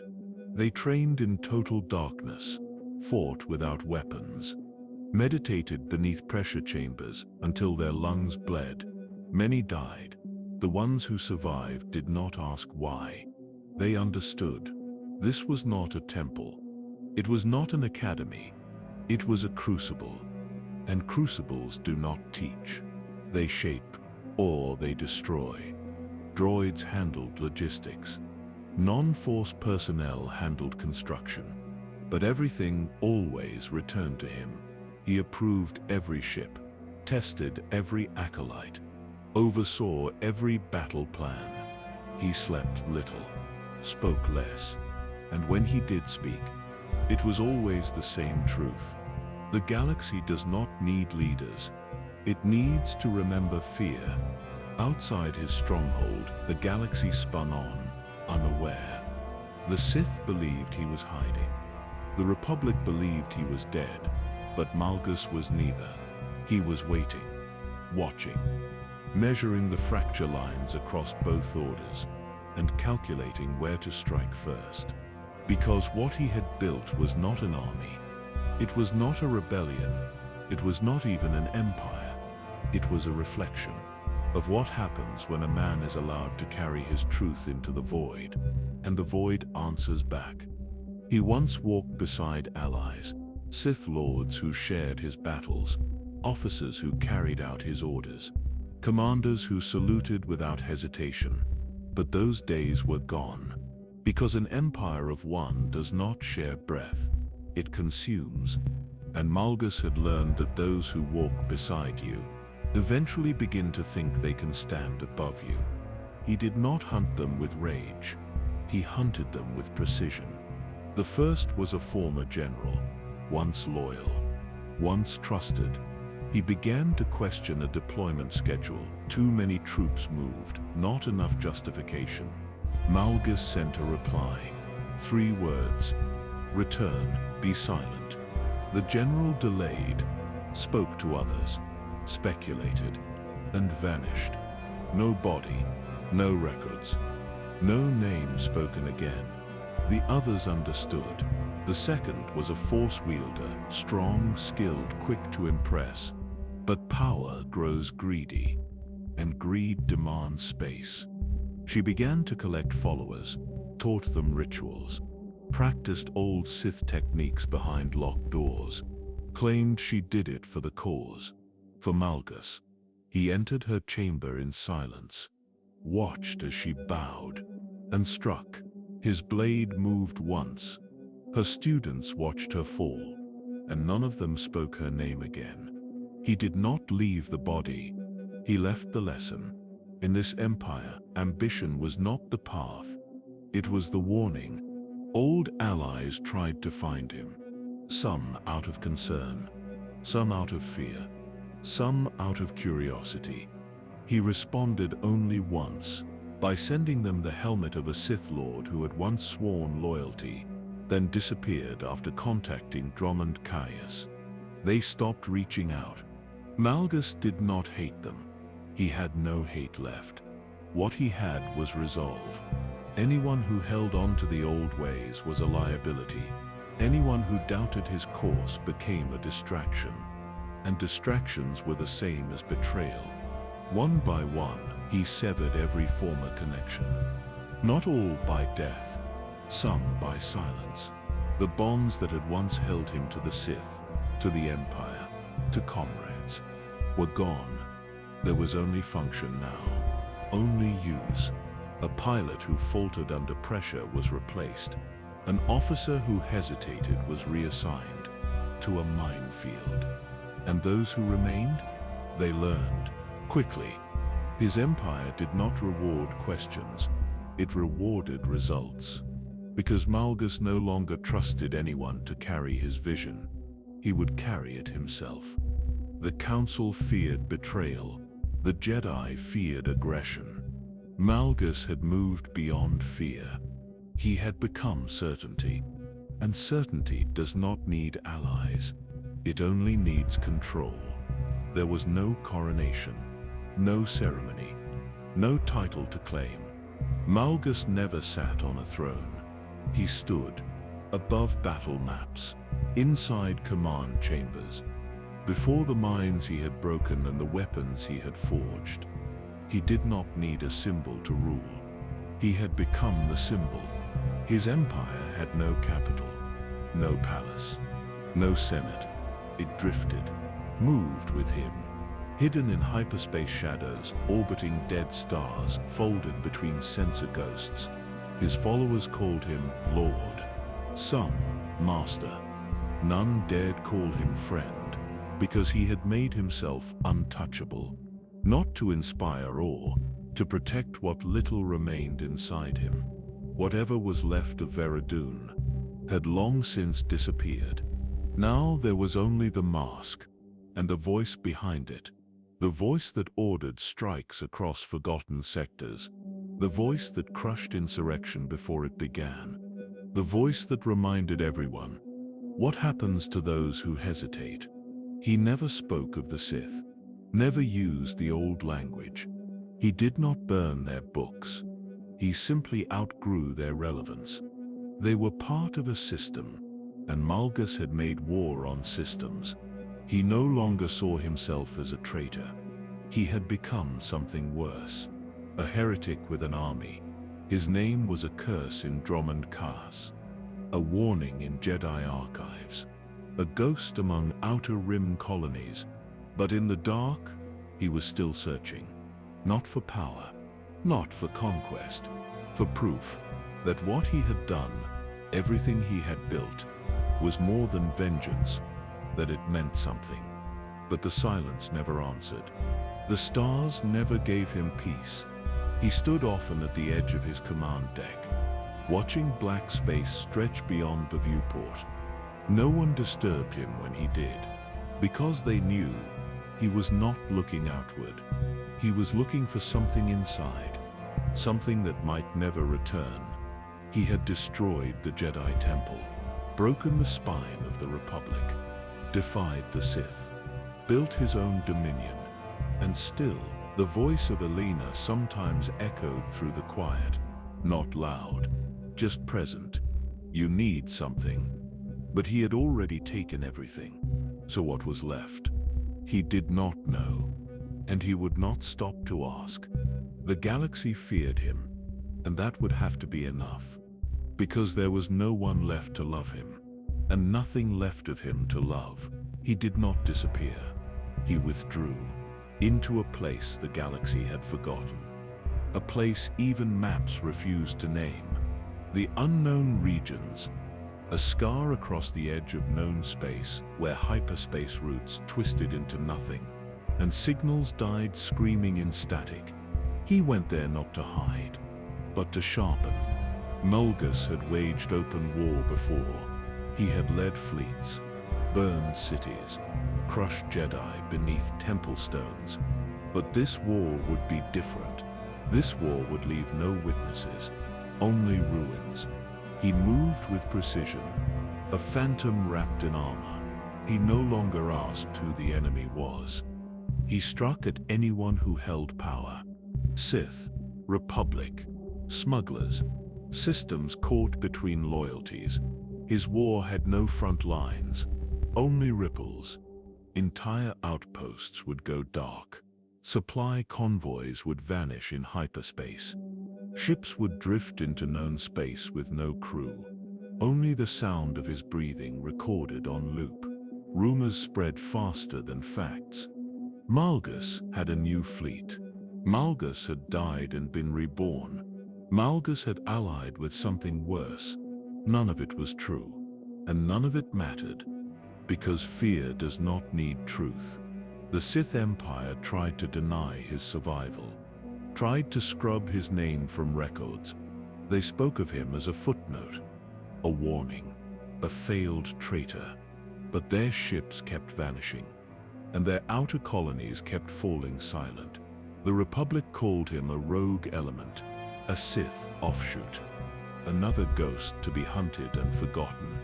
But Jedi who encountered his forces did not forget. Those who survived said little, except that he no longer spoke, that he no longer paused, that his eyes behind the mask did not look at them like prey. He looked at them like nothing, because nothing was what he had become. He moved from system to system like gravity, pulling destruction with him, not to conquer, not to claim, to cleanse. His attacks were not designed to gain ground. They were designed to remove it, and wherever he passed, the force felt colder. Some said he was building something, that there was a capital in the unknown regions, a throne, a new Sith Order. But the truth was simpler, and far more terrifying. Malgus was not building, he was erasing. Erasing the false hope of peace, erasing the illusion of order, erasing the idea that anyone, Sith or Jedi, deserved to rule what they could not understand. He did not record his victories. He did not broadcast threats. His only message was his silence, and the sound of the breathing mask before a ship was torn open. He had become what the galaxy had never wanted to believe in, a war without a side, a will without mercy. And while the Republic and the Empire fought over borders and treaties, Malgus carved scars into the stars and left no name behind. It did not exist, not on star charts, not in official logs, not in intelligence briefings, but it moved. And when it moved, something always vanished. They called it a ghost fleet. The Republic assumed it was Sith. The Sith assumed it was Republic. Both were wrong. It belonged to him. Malgus had no interest in standing armies. He had built that mistake once before. What he created now was smaller, leaner, faster. A machine with no face and no name. Ships stripped of identification. Transponders scrambled or erased. Engines modulated to leave no trace in hyperspace. Even their shapes had changed. Vessels broken apart and rebuilt with salvaged hulls. Nothing recognizable, nothing repeated. He did not deploy them. He released them. Each unit was given only 3 things: A target, a time, and silence. They struck without warning. They left nothing but wreckage. A diplomatic envoy disappeared between mid-rim checkpoints. A Sith cruiser lost contact during routine patrol. A medical station found emptied, equipment gone, bodies left cold, and no message ever followed. Malgus did not seek recognition. He was not shaping propaganda. He was removing infrastructure. Because without the scaffolding of control, the systems would collapse. And in that collapse, truth would rise. He rotated his command constantly, never staying on one vessel longer than necessary. Even his own followers rarely saw him. When they did, they described him in whispers, more machine than man. Unreachable, breathing through metal, eyes unreadable. He no longer explained motives. He issued direction. He no longer justified methods. He required results. And when his units returned, they did not celebrate. Because this was not war for glory. It was war for extinction. One by one, outer colonies fell dark. Spaceports abandoned. Military caches destroyed. Communication relays sliced apart from within. Both the Sith and the Republic tried to counter. They sent reconnaissance fleets, probe droids, slicer teams. None returned intact. The Jedi Order dispatched a strike team to locate him. They followed the pattern of attacks, traced hyperspace anomalies, deduced a probable rendezvous point. They arrived in silence, and they died in silence. The last message from their vessel was a partial transmission. 3 words, spoken in a voice trembling with recognition. He is watching. And then static. The galaxy began to shift. Not with explosions, but with absence. As if the edges of known space were being eaten by a force too quiet to measure. And still, Malgus never claimed responsibility. Because shadows do not need to speak. They only need to move. This was not a fleet. It was not an army. It was the shape of his will, moving like wind across a forest before the fire begins. He had become untouchable, not because of strength, but because of doubt. No one knew where he was, what he wanted, who he still answered to. And that uncertainty became more powerful than any weapon. Because, while the galaxy argued about strategy, Malgus had already drawn the blade. And it was already moving. Victory no longer meant anything. He had won too many times to count, crushed too many names, watched too many ships break apart under fire.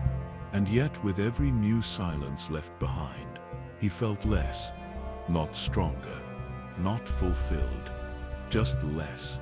Malgus no longer stood at the front of his battles, not because he feared death, but because the mask made it easier to command from the dark. And darkness was the only place he felt real. He kept to himself. Even his officers no longer spoke his name aloud. They referred to him by signal codes, protocol designations, as if saying Malgus would invite judgment. Or worse, attention. He slept in a sealed chamber deep within the central vessel. No lights. No noise, no air not filtered through the armor. The armor had fused to his form by now, not physically, psychologically. He no longer took it off. It was easier this way, to breathe through steel, to speak through modulation, to feel nothing. And yet, in moments between engagements, when the stars passed too slowly through the viewport, he remembered her. Alina, her voice, her eyes, the way she had placed her hand on his chest without fear. It came back in flashes, unwanted, uninvited, unavoidable. He tried to silence it, tried to meditate, to crush it beneath reason. But memories do not care for strength. They come when they choose. And she came when the ship was silent. When the droids had gone still, when even the engines dared not hum too loud, he would hear her say his name. Not Malgus. Never that. The other name. The one buried beneath scars. The one she had said without judgment. Veridun. And in those moments, he would feel the smallest part of himself, the part untouched by war, begin to stir. And then he would crush it. Because ghosts were dangerous, they reminded him that he had once cared, once bled for more than purpose, once paused before a kill. He could not afford that anymore. Not in this war, not in this void, not when his enemies were no longer just Jedi or Sith, but the memory of who he used to be. He paced the bridge of his flagship like a shadow no one dared greet. He studied maps not to expand, but to erase, and when his subordinates failed, he did not punish them, he replaced them, as if people were just components, interchangeable, disposable, like everything else.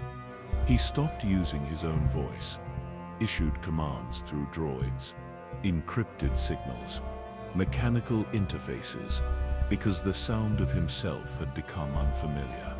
Too human, too close. He became legend again. Not through fear, but through absence.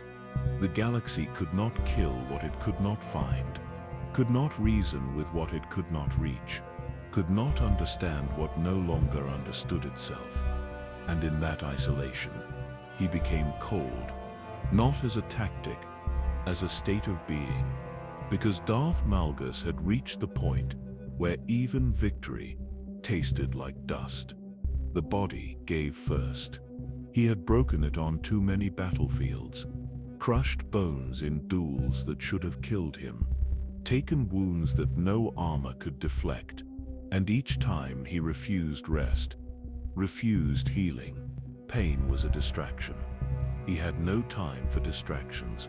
So the cybernetics came, quietly, piece by piece. Not all at once, that would have been mercy. He let the surgeons install what was needed, not to make him stronger, to make him functional. A reinforced spine, an artificial lung, enhanced ocular sensors, sharper than any human eye. He could see further now, react faster, lift more, breathe longer in poison. But he no longer recognized his reflection. The skin beneath the armor had grown pale, tight, scarred beyond memory. And beneath that, wires, coolant, synthetic tissue. It no longer hurt, but it no longer felt. He began to forget how much of himself had been replaced, because it did not matter. He had not rebuilt himself to live. He had done it to continue. The difference over time became everything. He no longer needed to eat, no longer needed warmth. He could go days without speaking, and weeks without sleeping. Some believed he had become a machine. Others believed he had always been one. But they misunderstood. He was not becoming less human. He was becoming more Malgus. Every weakness removed, every attachment severed, every echo of Veridun burned out of existence. His armor was no longer armor. It was home. It held him together. It told him where the edges of his body were, and it kept the galaxy away. But not the past.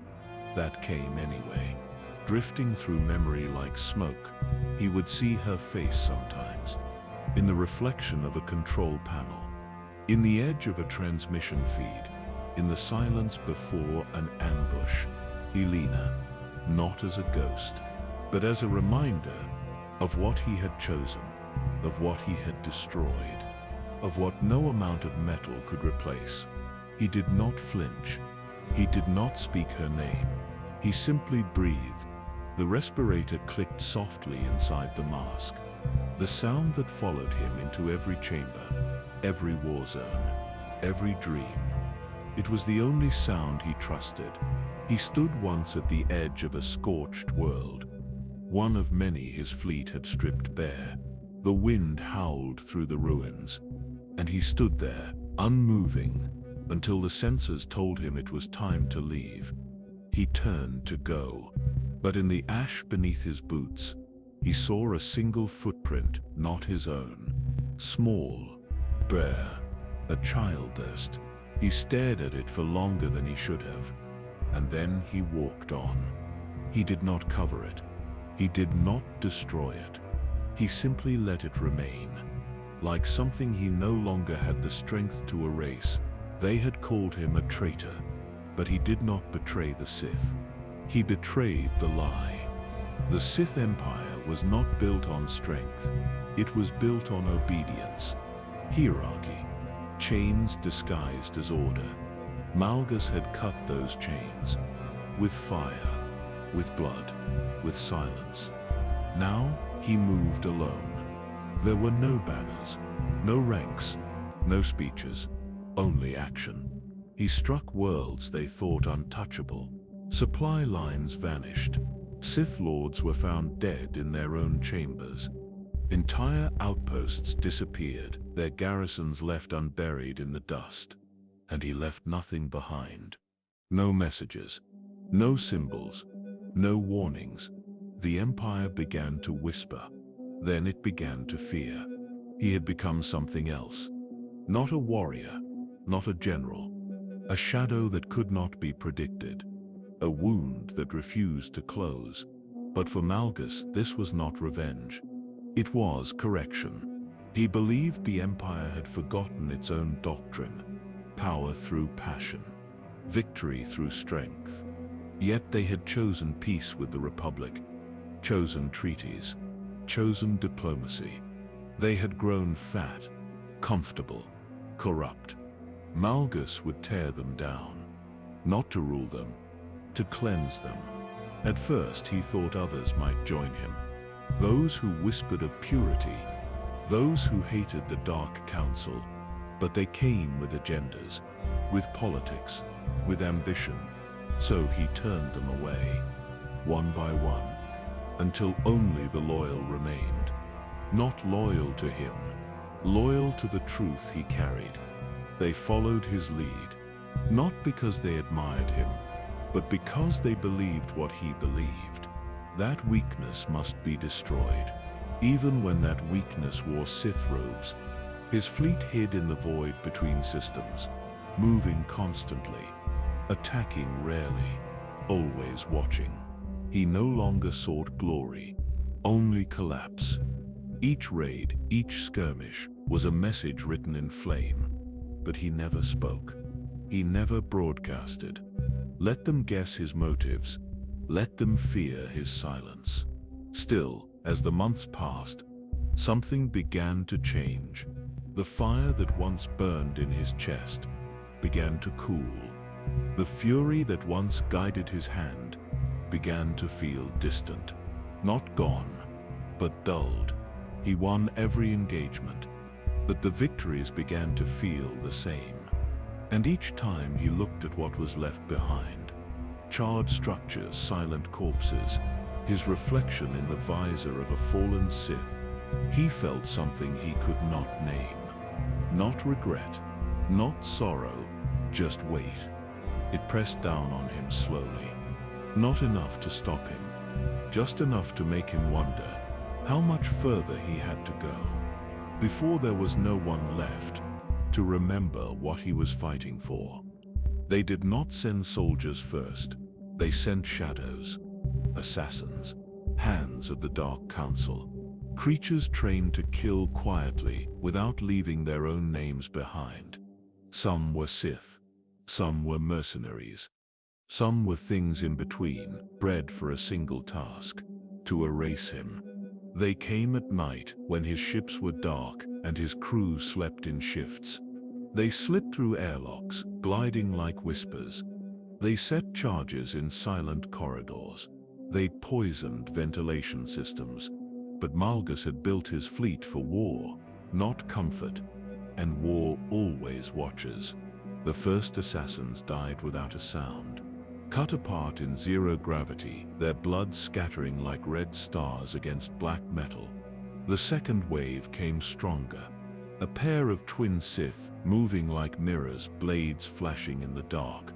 They reached his command deck. They fought him together, weaving their strikes into one relentless storm. He killed them both in seconds. Not because they were weak, because they hesitated. Because they were still human enough to breathe unevenly before the kill. Malgus no longer breathed unevenly. More came. Hunters from Nar Shaddaa. Bounty killers from Mandalorian clans. Silent inquisitors with poisons in their blood. He met them all the same way. Alone. Mask on. Blade lit. He fought in silence. He killed in silence. And when the bodies were gone, he did not remember their faces, but something else began to happen. Each duel, each ambush, each night of watching shadows creep through his own corridors, left a trace. Not on his body, on his mind. He began to feel the battles inside, not as wounds, but as hollows. The rage that had once driven him did not burn the same way anymore. He had killed Jedi for decades, killed Sith for months, killed mercenaries by the dozens, and yet the more he killed, the less he felt like a man. He fought as if the duels were already decided. He struck before they had even moved. Not a fighter, a machine. His troops began to sense it. They no longer looked at him with devotion or fear. They looked at him as one might look at a weapon, dangerous but impersonal. And perhaps that was all he had become. There were no speeches, no promises, no rituals of loyalty, just a man in armor, who moved through their halls at night and left trails of blood behind him. With each failed attempt on his life, the Council Sith's message grew louder. They were not trying to capture him. They were trying to break him, exhaust him, isolate him, force him to crumble from the inside out. But the Empire had miscalculated. He had already crumbled.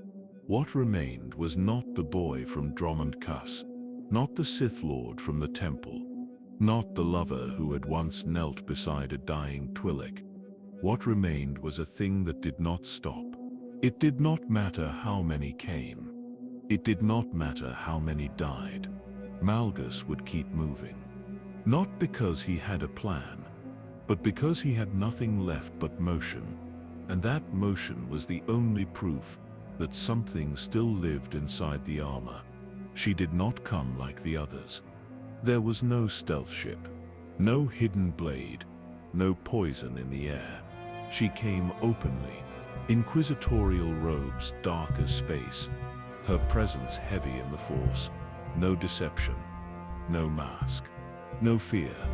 She walked into his trap as if she knew it was there, as if she wanted him to see her. Malgus was waiting on the observation deck of a drifting station. The stars bent like silver around the viewport. His troops had withdrawn at his order. He wanted to face this one alone. She stopped a few meters from him, did not bow, did not reach for her saber.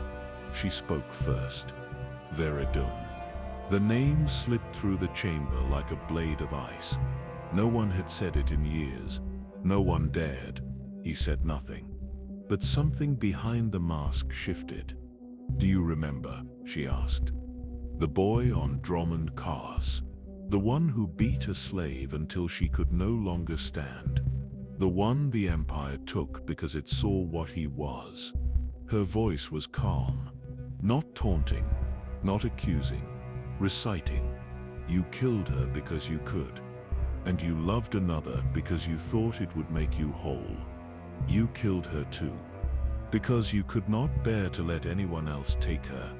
And now you kill because there is nothing left." She still had not drawn her weapon. Malgus's hand twitched near his hilt. He could end this now. One movement, one strike, but he did not. The sound of his respirator filled the silence, steady, measured, almost human. "Say it," she whispered. "Say your name." His fingers tightened, not on the saber, on the edge of memory.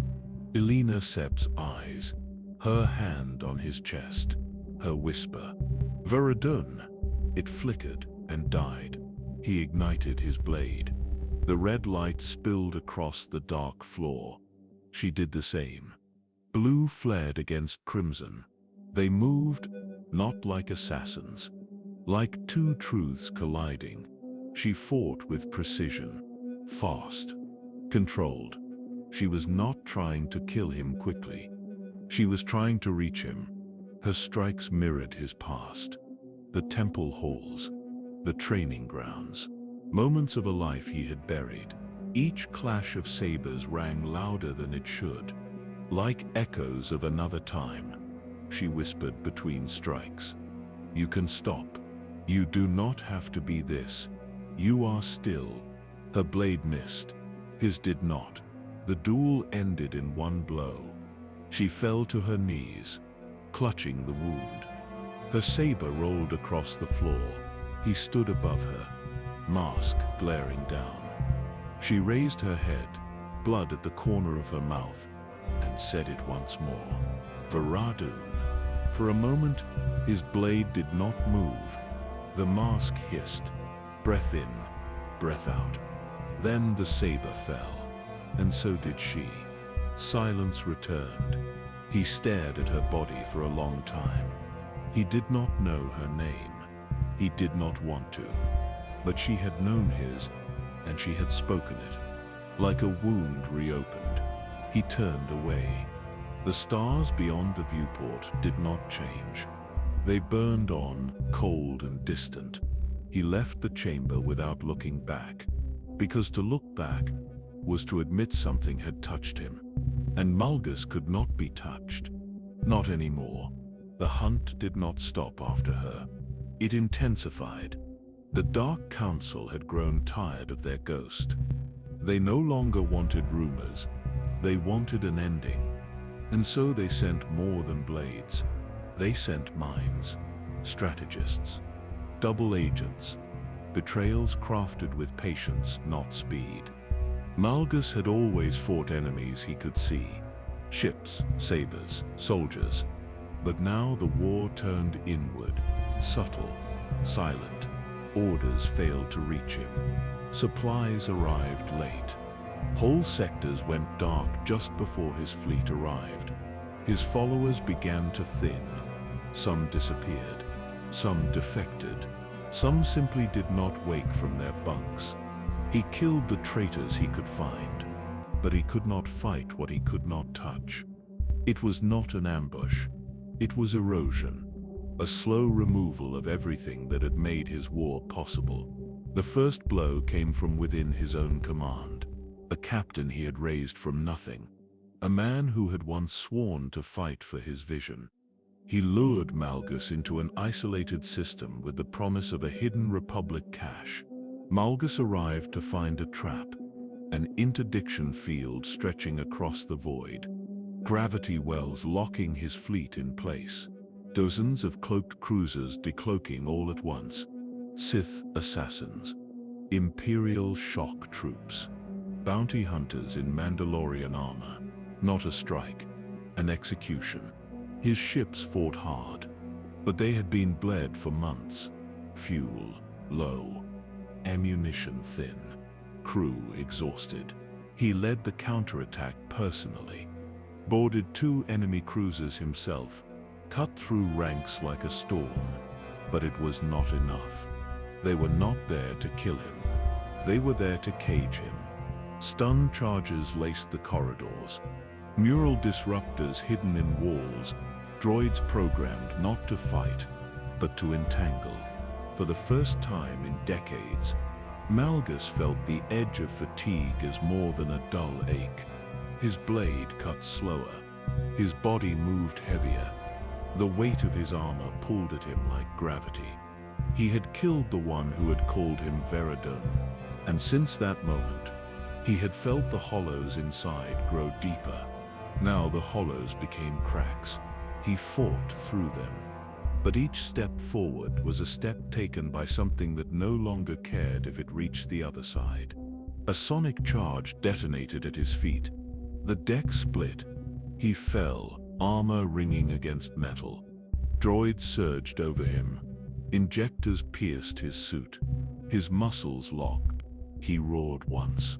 Not in pain, not in fear, but in defiance. The sound echoed across the deck like a beast trapped in a cage. Then it stopped. He did not fall unconscious immediately. He felt them binding him. Layer after layer of restraints. His saber removed. His mask cracked. He saw their faces as they worked. Sith operatives avoiding his gaze. Bounty hunters staring at the ground. No one spoke. Even victory over him felt like desecration. They sedated him. The last thing he saw before darkness closed was the stars through the viewport. Small and cold, like eyes watching. When he woke, there was no sky, just a cell. Metal walls buried deep beneath a nameless world. No windows, no sound but his own breathing. Chains anchored him to the floor. The mask had been repaired, but not by his own hands. He was not dead. He was not free. He had been removed from the galaxy like a problem to be filed away. The Sith had not killed him. They had erased him. But erasure is not death. And as he sat there, breathing through the mask, he felt something inside him still moving. Not hope, not fear, just motion. A wound does not heal by being hidden, and Malgus was a wound the galaxy had chosen to bury. It would regret that choice. There was no window, no sound of wind, no distant engines, just the hum of machines, constant, low, alive. Darth Malgus did not know how long he had been here, but time in this place had no meaning. He was deep beneath the surface of a forgotten Imperial facility. Not a prison, a vault. A vault made not to protect treasure, but to contain danger. No cell bars, no guards pacing back and forth. Because nothing in this place needed to walk, the room was wide, circular, and cold. Everything inside it was metal, except the man who sat at its center. He was bound not by chains, but by harnesses laced with neural inhibitors. Thin needles pierced the back of his skull. Microcurrents ran through them, subtle, carefully tuned to dampen the one thing no cell could truly suppress, the Force. But it was still there, buried, breathing. Sometimes, when they believed he was unconscious, they lowered the sedation slightly, to test his response, to study neural reactions. But they never fully disconnected him. They feared what might happen if they did. The walls were lined with sensor panels. Each of them monitored a different function: heart rate, cortical activity, midichlorian response curves, even dream frequency. He knew because he had learned. They thought they were watching a weapon in stasis. But Malgus was not still. He was listening. He was remembering. They had not killed him, because killing him would have been simple, and the Sith, for all their hatred, could not waste power. They needed to know why he had survived so much, why his hatred had not broken him, why his mind remained intact, even when stripped of everything. So they watched him, prodded him. They turned him into an experiment, and in return he gave them what they wanted: stillness. But only on the outside. His breath was slow, mechanical. Each inhale filtered through the mask they had repaired, not for him, but for their own study. The voice modulator remained disconnected, because they did not want to hear his words. They feared they might believe them. He did not need to speak. In his mind, he still saw her face, Elena. Not in pain, not in fear. In memory, she was still, peaceful. She did not blame him. She had never tried to stop him. And now, she was the last warmth inside a body that had gone cold. But even cold things could burn. The Force was not dead in him. It was coiled, held in place by suppressors and chemicals, but not destroyed. He could feel the way the machines ticked around him. Every rhythm, every fault, every moment when a power relay flickered just slightly too long. He mapped them, remembered them. He did not fight, because there was nothing to fight. Not yet. There was no clock, no way to track day or night. But Malgus had known war. He had known betrayal. He had known the kind of patience that waited in silence while the enemy thought it had won. This was no different. The Empire had caged him, but not because it had defeated him. It had caged him because it could not kill what it did not understand. He was supposed to be dead. The Sith Order had signed his execution the moment he broke from them. But somewhere, in the shadows of bureaucracy and fear, a different decision had been made. Not death. Study. Control. Contain. And that decision had given him time. He had no hope. Hope was for those who waited for someone else. Malgus did not wait. He endured. Every muscle that atrophied could return. Every nerve that dulled could sharpen again. Every inhibitor that muted the Force could one day fail, not by attack, but by entropy. Machines age, systems weaken, even Sith lose interest. And when that happened, when the silence shifted, when the needles faltered, he would be ready. He did not speak, but in his mind, he repeated one truth again and again. I am not broken. The walls could not hear him. But the Force could, and the Force never forgets a wound left untreated. They entered without sound, always in pairs, always behind shields. Droids, mostly, but not the kind made for war. These were surgical machines, tall, multi-limbed, silent in their movements. They did not speak unless ordered. They did not look into his eyes. They looked at data.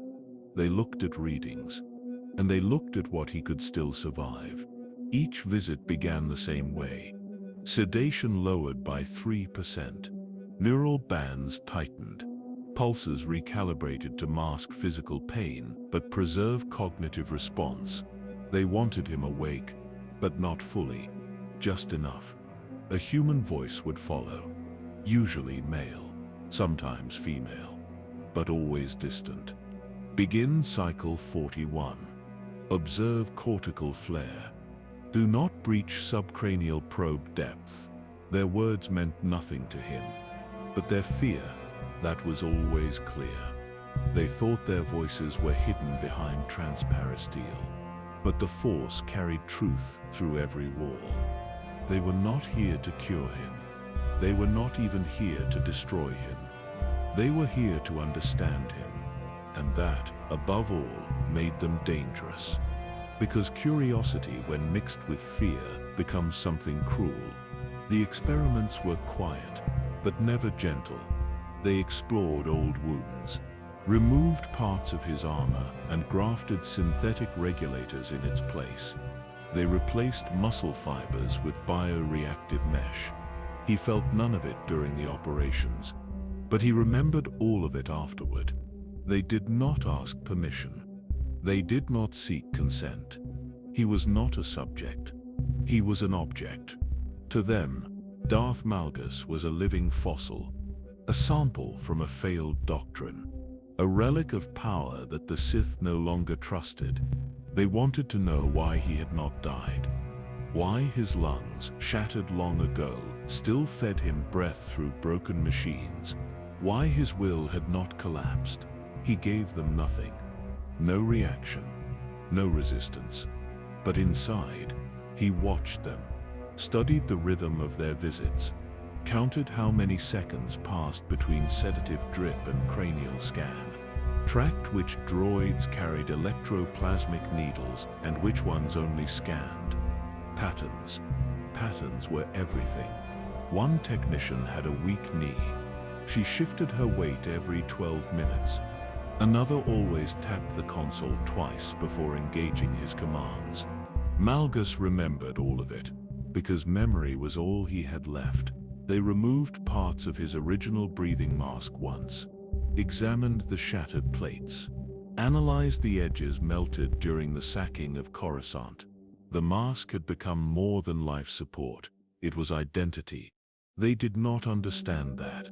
They thought it was a symbol of pain. They did not know. He chose to keep it. He wanted it to remain cracked. Because some scars were not meant to be healed.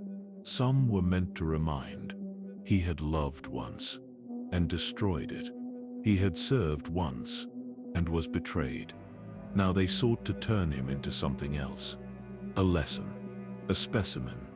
But they could not see that each incision, each scan, each cruel whisper behind glass was only sharpening the weapon they feared. They replaced his right arm's muscle sheath during cycle 47. Enhanced response time. Reflex tightening increased by 11%. They were proud of that. But they did not realize what they rebuilt, he could reclaim. Every improvement they made under the guise of control was another step toward his return. The Force still moved within him, weakened, suppressed, but never silenced. It flowed around the needles, curled through wires, seeped into circuits. They believed the Force was a light to be dimmed. But Malgus knew it was not a light. It was a tide, and tides always return. One day, a young assistant stepped too close. He looked into Malgus's eyes. Just for a second. That was all it took. The boy dropped his tool, fell to his knees, cried without knowing why. The lead technician ended the session early, marked the failure as cognitive misfire due to neural back pressure. They did not know. They refused to know. It had not been a misfire. It had been contact. Malgus had reached him. Not through words, not through touch, through presence. A ripple in the Force. Small, but real. Proof that the walls were not impenetrable. They increased sedation after that, sealed his chamber for 13 days, reinforced the inhibitors. But fear leaves a mark. And now every technician who entered glanced once at the floor. None of them met his eyes. Not anymore. They called it caution, but it was not. It was reverence. And reverence, once awakened, is difficult to erase. They thought he slept. They thought sedation made him blind and deaf. They thought his mind drifted where their monitors could not reach. But he heard everything. Through the Force, even muffled, their whispers reached him. The hiss of doors, the scrape of boots, the quiet tremble in the voice of someone reporting a new reading. They spoke of him like a thing, a subject, an asset, a Force anomaly. But sometimes, late in their shifts, they dropped their formal words. Do you think he dreams? How does he still breathe? Why keep him alive? Those were the moments Malgus listened closest. He learned what they would not say in front of their superiors. They were afraid of him. Not because he might break free, because of what he represented. To them, Darth Malgus was the echo of a lesson they did not want to believe. That strength without chains exists. That loyalty can be broken. That the Empire could fail to kill its own creation. He had become their ghost story. Some called him a Force reservoir. Others called him the wound. One technician, thinking herself unheard, called him the Emperor Sith's mistake. He remembered every name. He remembered the way their hands shook when adjusting his restraints. The way their eyes flicked to the door when his respirator hissed too loud. The way none of them ever stayed long in the chamber alone. They had built this place to suppress him, but it also trapped them with him. Malgus began to test the walls. Not with power, with patience. He reached out through the Force in thin threads. Nothing dramatic, nothing that would trigger alarms. He felt the hum of conduits behind the panels, the pulse of the inhibitors in their sockets, the slow erosion of circuits running longer than they were built for. He touched minds when they came close, never to command, just to taste their fear. Fear was a language. It told him what they hid. They had tried to clone his blood once. The experiment had failed. The samples collapsed. Too unstable, too volatile. He learned that by listening to the way they spoke about genetic incompatibility, they had tried to measure his midi-chlorian count. The readings broke their equipment. Not because it was too high, because it fluctuated, rising and falling as though alive. He learned that by feeling their panic when the monitors spiked, they had tried to separate his armor from his body entirely. But every time they did, his vitals changed unpredictably. So they reattached it, because they did not know what would happen if they left it off. He learned that by hearing the word symbiotic whispered during a shift change, everything they did told him something more important. They were not studying a prisoner. They were guarding a weapon they did not understand, and they did not dare destroy it. He began to plan in stillness, slowly, never too much at once, never the same pattern twice. Every flicker of power in the circuits, every irregular heartbeat among the staff, every shift rotation, he recorded it all in memory. Built a map of the vault, not on paper, but in his mind. They thought sedation dulled him. It had sharpened him. They thought isolation weakened him. It had made him quiet. And quiet was the most dangerous state of all. Sometimes in the Force he reached further. Beyond the vault, beyond the world, he felt flashes, ships, distant voices, the currents of war still flowing through the galaxy.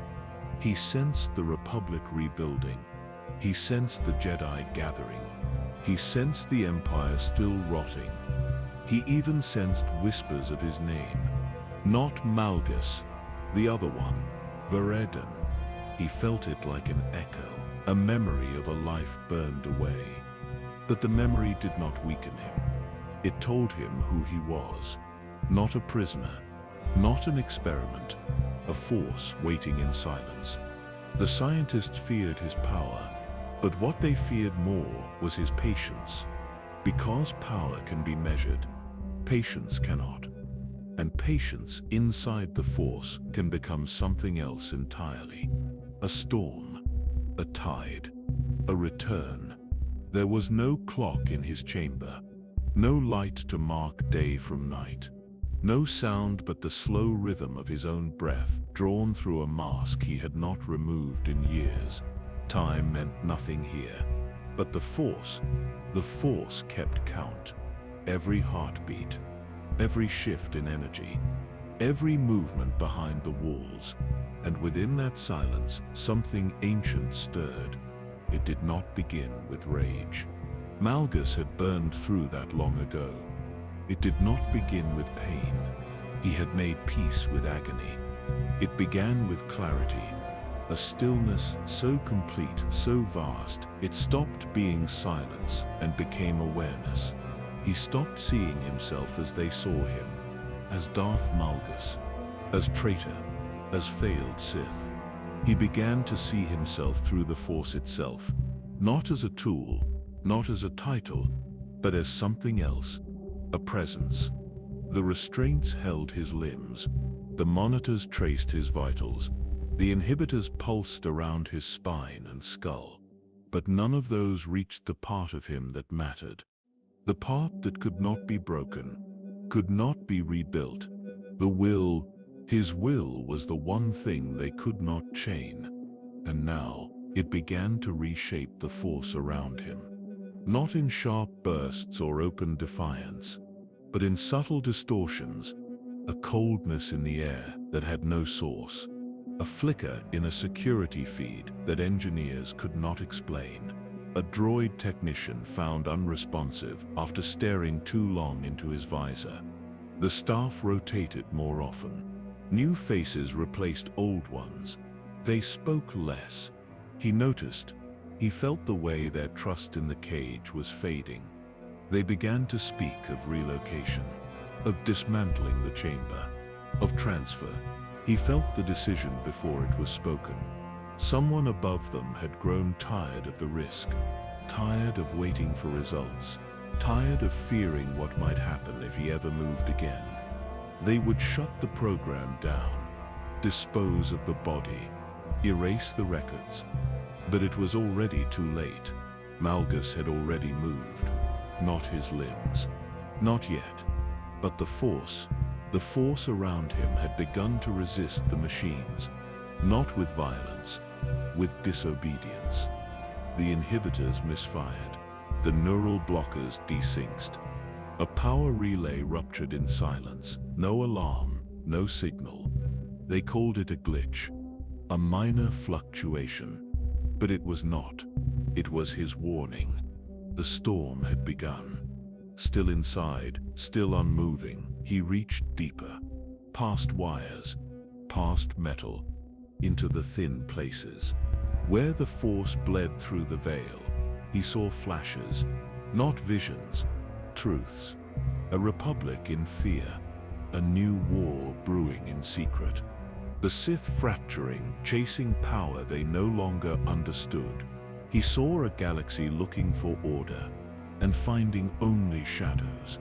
It was ready, not for peace, for domination, but not the kind the Sith taught. Not the hollow strength of the old Empire. Something purer, something colder. Order without politics, power without deceit, control without compromise. They thought they had caged him to stop what he was, but they had only delayed what he would become. He no longer dreamed of escape. Escape was a small idea, a desperate thought. He dreamed of emergence, of stepping out of the silence, not as a fugitive, but as the storm itself. Not to reclaim his place, to erase everything that came before it. Veradun was gone. Malgus was fading. What remained was something nameless, something forged in the dark, burned by war, tempered by betrayal, and now awakened by stillness. He would not strike from rage. He would not rise with hatred. He would rise with certainty, because the galaxy had tried every answer. Jedi peace, Sith chaos, Republic law, Imperial chains. None had endured, but the Force had, and within it he had endured too. A presence, silent, unmoving, waiting. Until now, he did not escape. He emerged, not as a fugitive tearing through the walls of his cage, but as a shadow stepping quietly back into the light. For years the Empire had kept him buried, not dead, not free, erased, but nothing buried by fear stays buried forever. The facility was silent when it happened. Not an explosion, not a riot, a failure. One inhibitor flickered. A power relay died. A routine sedation dose arrived late. That was all it took. The storm he had been building in stillness unfurled, invisible, immeasurable, inevitable. No alarms sounded. No guards drew weapons. By the time they realized the breach, he was already gone. Not a single body was left in his chamber. No droids, no scientists, no restraints, just an empty space and a hiss of breath, lingering like a warning. And when Darth Malgus stepped out of the vault, he did not run. He walked. His armor was not the same. It had been cut open, modified, augmented by hands that did not understand it. Parts of it glinted silver where new plates replaced old scars. Wires ran like veins beneath the black surface. His mask had changed too. Its angles sharper, its respirator quieter.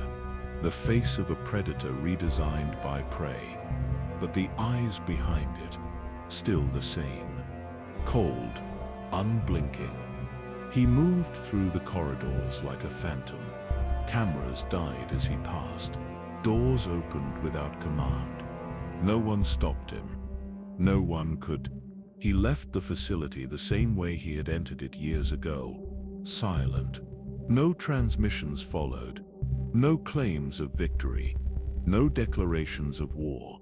Just the sound of his breathing, carried on the signal of a dying security feed, leaking across the holonet. A rumor was born in that moment. A whisper spreading across star systems. A warning spoken in cantinas and council chambers. He still breathes. Some laughed. Said it was impossible. Said Malgus had been executed. Said the recordings were old. But those who had seen him, those who had felt him, knew the truth. Darth Malgus had returned. Not as the warlord who had sacked Coruscant. Not as the rebel who had defied the Sith. Something else. The years of silence had not broken him. They had changed him. He no longer carried himself like a conqueror. No longer like a soldier. He moved like a presence. A gravity that bent everything around it. He did not seek allies. He did not summon fleets.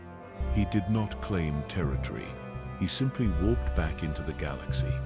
And the galaxy shifted around him. He stood once more on the edge of a world he had burned decades before. The ruins had been rebuilt. Markets filled the streets. Children played where ashes had once drifted. He watched them from the shadows. Did not move. Did not speak. His breath fogged the visor for a moment, and then cleared. He had returned. Scarred. Altered. Alive. And worse, aware. The Empire had tried to make him a weapon. It had made him something else. He no longer saw power as they did. No longer measured victory in worlds taken or enemies slain. He saw only systems, patterns, threads of control woven by Jedi and Sith alike. Threads he could pull. Threads he could cut. He left the world without revealing himself. No one knew he had been there. No one but the Force itself. It was the first step, not toward war, not toward peace, toward something neither side understood. The galaxy believed Darth Malgus was a name from the past, a ghost used to frighten apprentices, a warning about the cost of disobedience, but a ghost cannot breathe. And he still breathed. The galaxy had moved on. It always did. New wars had come. New Sith had risen. New Jedi had fallen. And the name Malgus had faded into myth. Not erased, just diluted. He had become a lesson in the archives. A case study in rebellion. A ghost wrapped in caution. But myths are not always forgotten. Sometimes they wait. And sometimes they return. He watched from afar at first. From the edge of dead moons, from derelict satellites drifting through systems too quiet to notice him. He listened to intercepted transmissions, to encrypted Sith Council meetings, to whispered Jedi warnings. No one said his name aloud, but he was there, in every closed-door fear, in every tightened patrol, in every Jedi dream haunted by breath that echoed in dark hallways. The Sith believed he was lost, not physically, ideologically. They had turned his absence into comfort, a reason to call themselves pure, unified. But unity built on silence is fragile, and Darth Malgus had not forgotten what they did. He did not strike them, not yet. Instead, he let them see shadows, destroyed outposts, scattered supply ships, missing acolytes, no patterns, no claims, just silence following death. Some suspected pirates, others blamed Jedi. No one considered the truth, that he was back, that he was watching, and that he no longer needed war to make them afraid. He moved through former battlefields, places that still remembered his footsteps, planets that had once bent to his will. Now they looked past him. They had forgotten what he had taken, forgotten what he had broken, forgotten what he had lost. And perhaps that was why he did not destroy them. Not yet. The Jedi sensed something, not clearly, but in the currents of the Force, a disturbance began to form. A pressure, a tremor, not violent, but present, like a breath held for too long. Some Jedi Masters warned their pupils, "Prepare for echoes," they said. Something old stirs, but even they did not know. Because Malgus did not burn temples anymore. He did not draw sabers in the streets. He moved between systems like a shadow cast by no light. On Coruscant, an ancient Jedi vault malfunctioned for 23 seconds. Security logs were wiped. A single holocron was taken. On Ziost, a deep Sith archive was breached. No survivors, no damage, except for a single missing artifact. Each piece, each step, was quiet, surgical, precise. Not the path of a warlord, not the vengeance of a broken Sith. This was something else. He did not want recognition. He wanted to be forgotten. Until the moment forgetting became impossible. He visited Alina Sept's homeworld once, Ryloth. Not to see what remained. There was nothing. Nothing but the wind, and the sand, and the memory of a voice that once calmed the storm inside him. He did not speak. He only stood there. Long enough for the Force to feel it. Long enough for the pain to return. He had been feared once, then buried, then denied. Now he existed in a space between, too alive to be a ghost, too silent to be a threat. And that silence made him more dangerous than ever. Because while the galaxy forgot him, he remembered everything. Every betrayal, every chain, every lie told in the name of order. And he no longer served any of them. Not the Sith, not the Jedi, not the Republic. No masters, no names, no loyalties, just a breath, still echoing. And a question the galaxy had stopped asking. Where is Darth Malgus? The answer now lingered in every unexplained death, in every stolen file, in every shadow that stretched too long. He was here. He was watching. And for the first time, he was free. He did not return to power by storm. He returned by refusal. No banners rose for him. No fleets rallied beneath his name. He walked among planets as if he had been walking between them all his life. He waited for answers, not supremacy. He took no titles. He accepted no allegiance. When fighters knelt, he did not look at them. When officers offered him commands, he let them fall unanswered. There was a difference now. Before he had wanted to break the galaxy.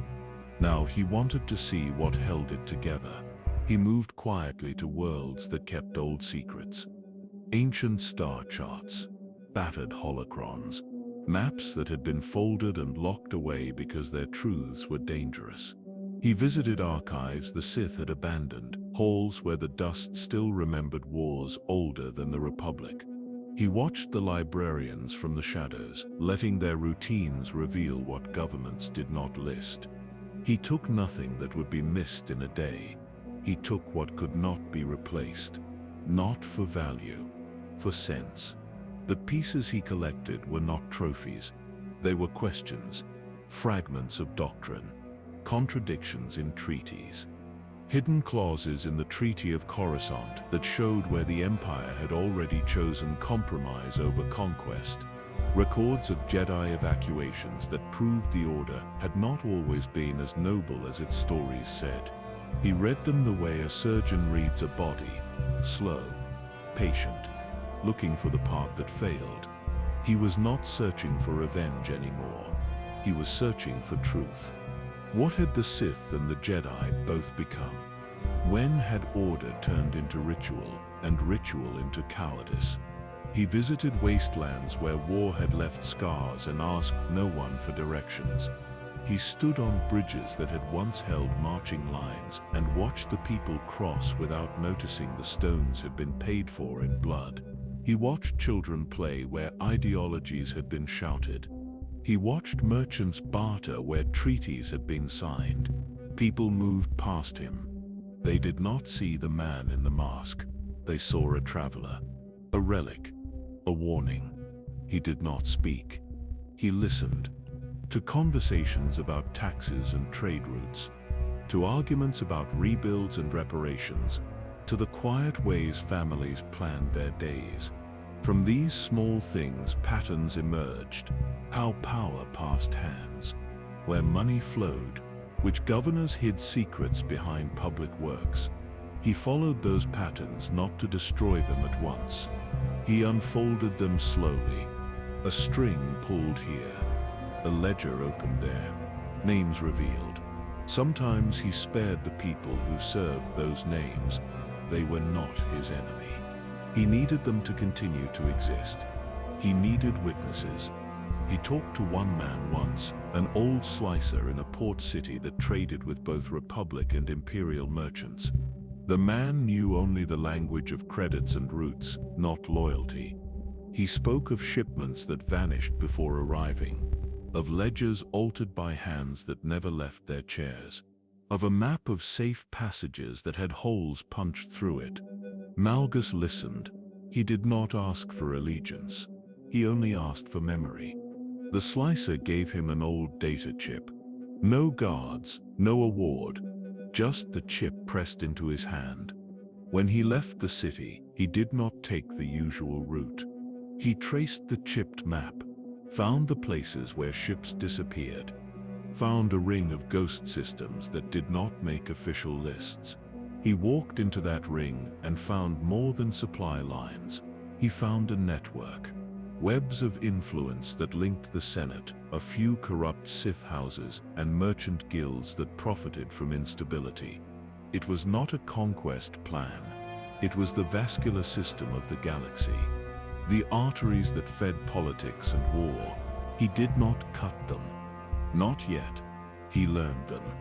He watched how they healed when a strike took one down. He watched how quickly another merchant replaced a route. He began to ask other questions. Who stitched holes in agreements? Who profited when treaties failed? Who kept the galaxy so divided that truth could not be spoken? He found answers that made him colder, not because of their scale, but because of their simplicity, greed, comfort, fear. Those three things held the galaxy together more than any law or saber. They made the powerful cautious. They made the brave slow. They made the wise look away. He understood then why the Sith had chosen treaties. It was easier to control the edges of war than to own its center. Power bought silence. Silence made complicity. Complicity became the new rule. He had once believed that breaking the rule would remake the galaxy. Now he understood the depth of what had to be remade. It was not a law. It was a system of small comforts that protected corruption.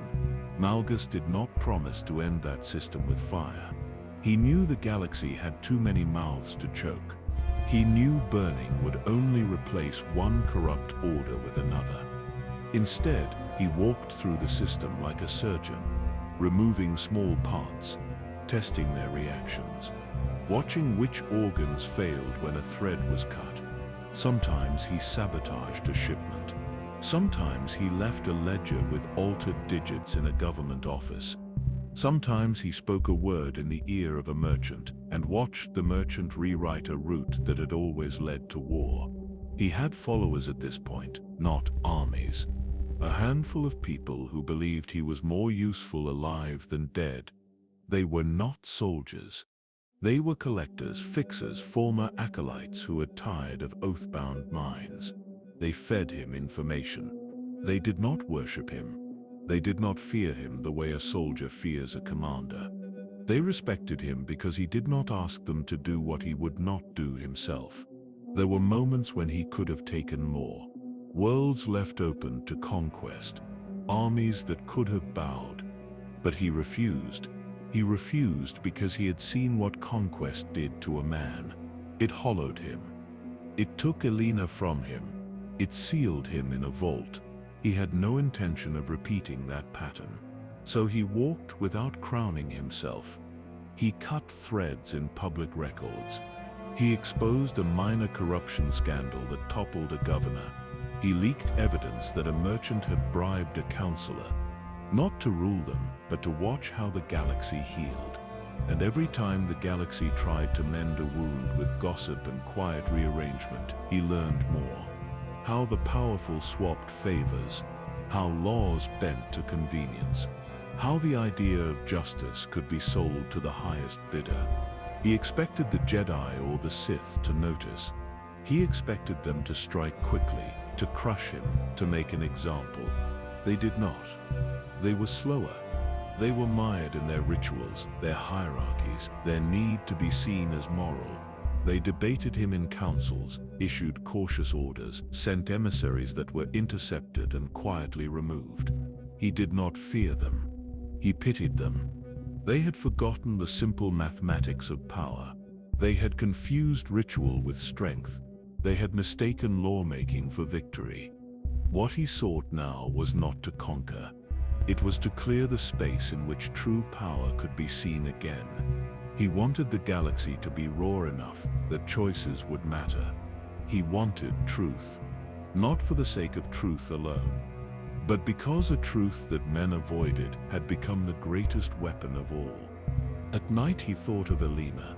He thought of the hand she placed on his chest, of the silence that once calmed him. He had killed that silence to survive.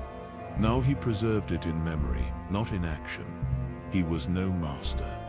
He was no slave. He was a man walking among broken things, collecting what would not grow back, and learning how to reweave the map. He did not know if the truth he sought would save him. He only knew that he could not return to the old lies. So he kept walking, cutting threads, watching reactions, waiting for the moment when the pattern could be changed for good. They chased him again. From the scorched moons of Dantooine to the abandoned shells of old Sith laboratories in the Outer Rim, agents were sent. Inquisitors, clones, mercenaries, all returned in silence, if they returned at all. And in every report, the words were always the same. He is still alive. He did not kill without purpose. He is different. Malgus no longer left trails of flame. He left questions. A weapons depot would vanish, but its guards would be untouched. A warlord would be found dead, but no signs of entry. A Sith archive would be cleared, not destroyed, just emptied. It was not conquest. It was pruning. A slow reshaping of the chessboard, one piece at a time. Some believed he was working for a hidden faction. Some said he had gone mad. Others, the ones who had seen him with their own eyes, they spoke less. Because what they saw did not make sense. He would look at them, say nothing, and walk away. He could have ended them. He chose not to. Because killing them would not answer the question that now defined him. He no longer asked how to win. He asked why everyone else kept playing a broken game. The Sith still plotted. The Jedi still defended. The Republic still spun lies around its truths. And all of them still danced on the same stage, following the same script, pretending they had not done this before. Malgus had done it before. He had bled for both sides. And he remembered every cost. He remembered Elena, her breath as it faded in his arms, the way she had looked at him in death, not with fear, but with knowing. She had always known this would happen, that the war would never stop, that the codes would always return. She had hoped he would be different. Now, he wondered what she would see in him. Not a Sith, not a Jedi, not a rebel or a ruler, just a man who kept walking. Some nights he would deactivate his mask and listen, not to holofeeds, to the air, to the galaxy breathing without him, to 1,000 systems that had never known his name, to children who would never read his story, to peace that did not need him, and he would sit perfectly still, trying to feel something like rest. It never came, because rest was for those who accepted the world. He never had. There were people who began to follow his path, not out of loyalty, out of curiosity. They retraced his footprints. They found the sites he had visited, but nothing remained. Only signs that something had been taken, or left, or altered. He was like a storm without sound, present but invisible, shaping but not owning. And with each move, he left a message. Not in words, but in consequences. A corrupted diplomat exposed. A black market channel redirected. A hidden Sith temple revealed to Jedi scouts without explanation. Each act disrupted something, but never shattered it completely. He was peeling away layers, not destroying, revealing. It was a war of erosion, of patience, and it worked. Whispers spread. The Jedi Council convened, uncertain how to name what they faced. The Sith Lords accused each other of betrayal. The Republic Intelligence Division drafted new protocols for tracking non-aligned strategic threats, but nobody could define him anymore. Because he was not the Malgus they remembered. He was not the warlord of Coruscant, not the butcher of the Jedi Temple, not the traitor who carved his own empire. He was a fracture in the mirror, a reminder that power had never told the truth. And then he vanished again. No transmission, no escape pod, no final strike, just silence. A ship found near Belsavis, empty. A set of armor pieces, not all, just a few, folded carefully in the corner of a sealed chamber. A data pad without encryption, its only line. He who is not understood cannot be contained.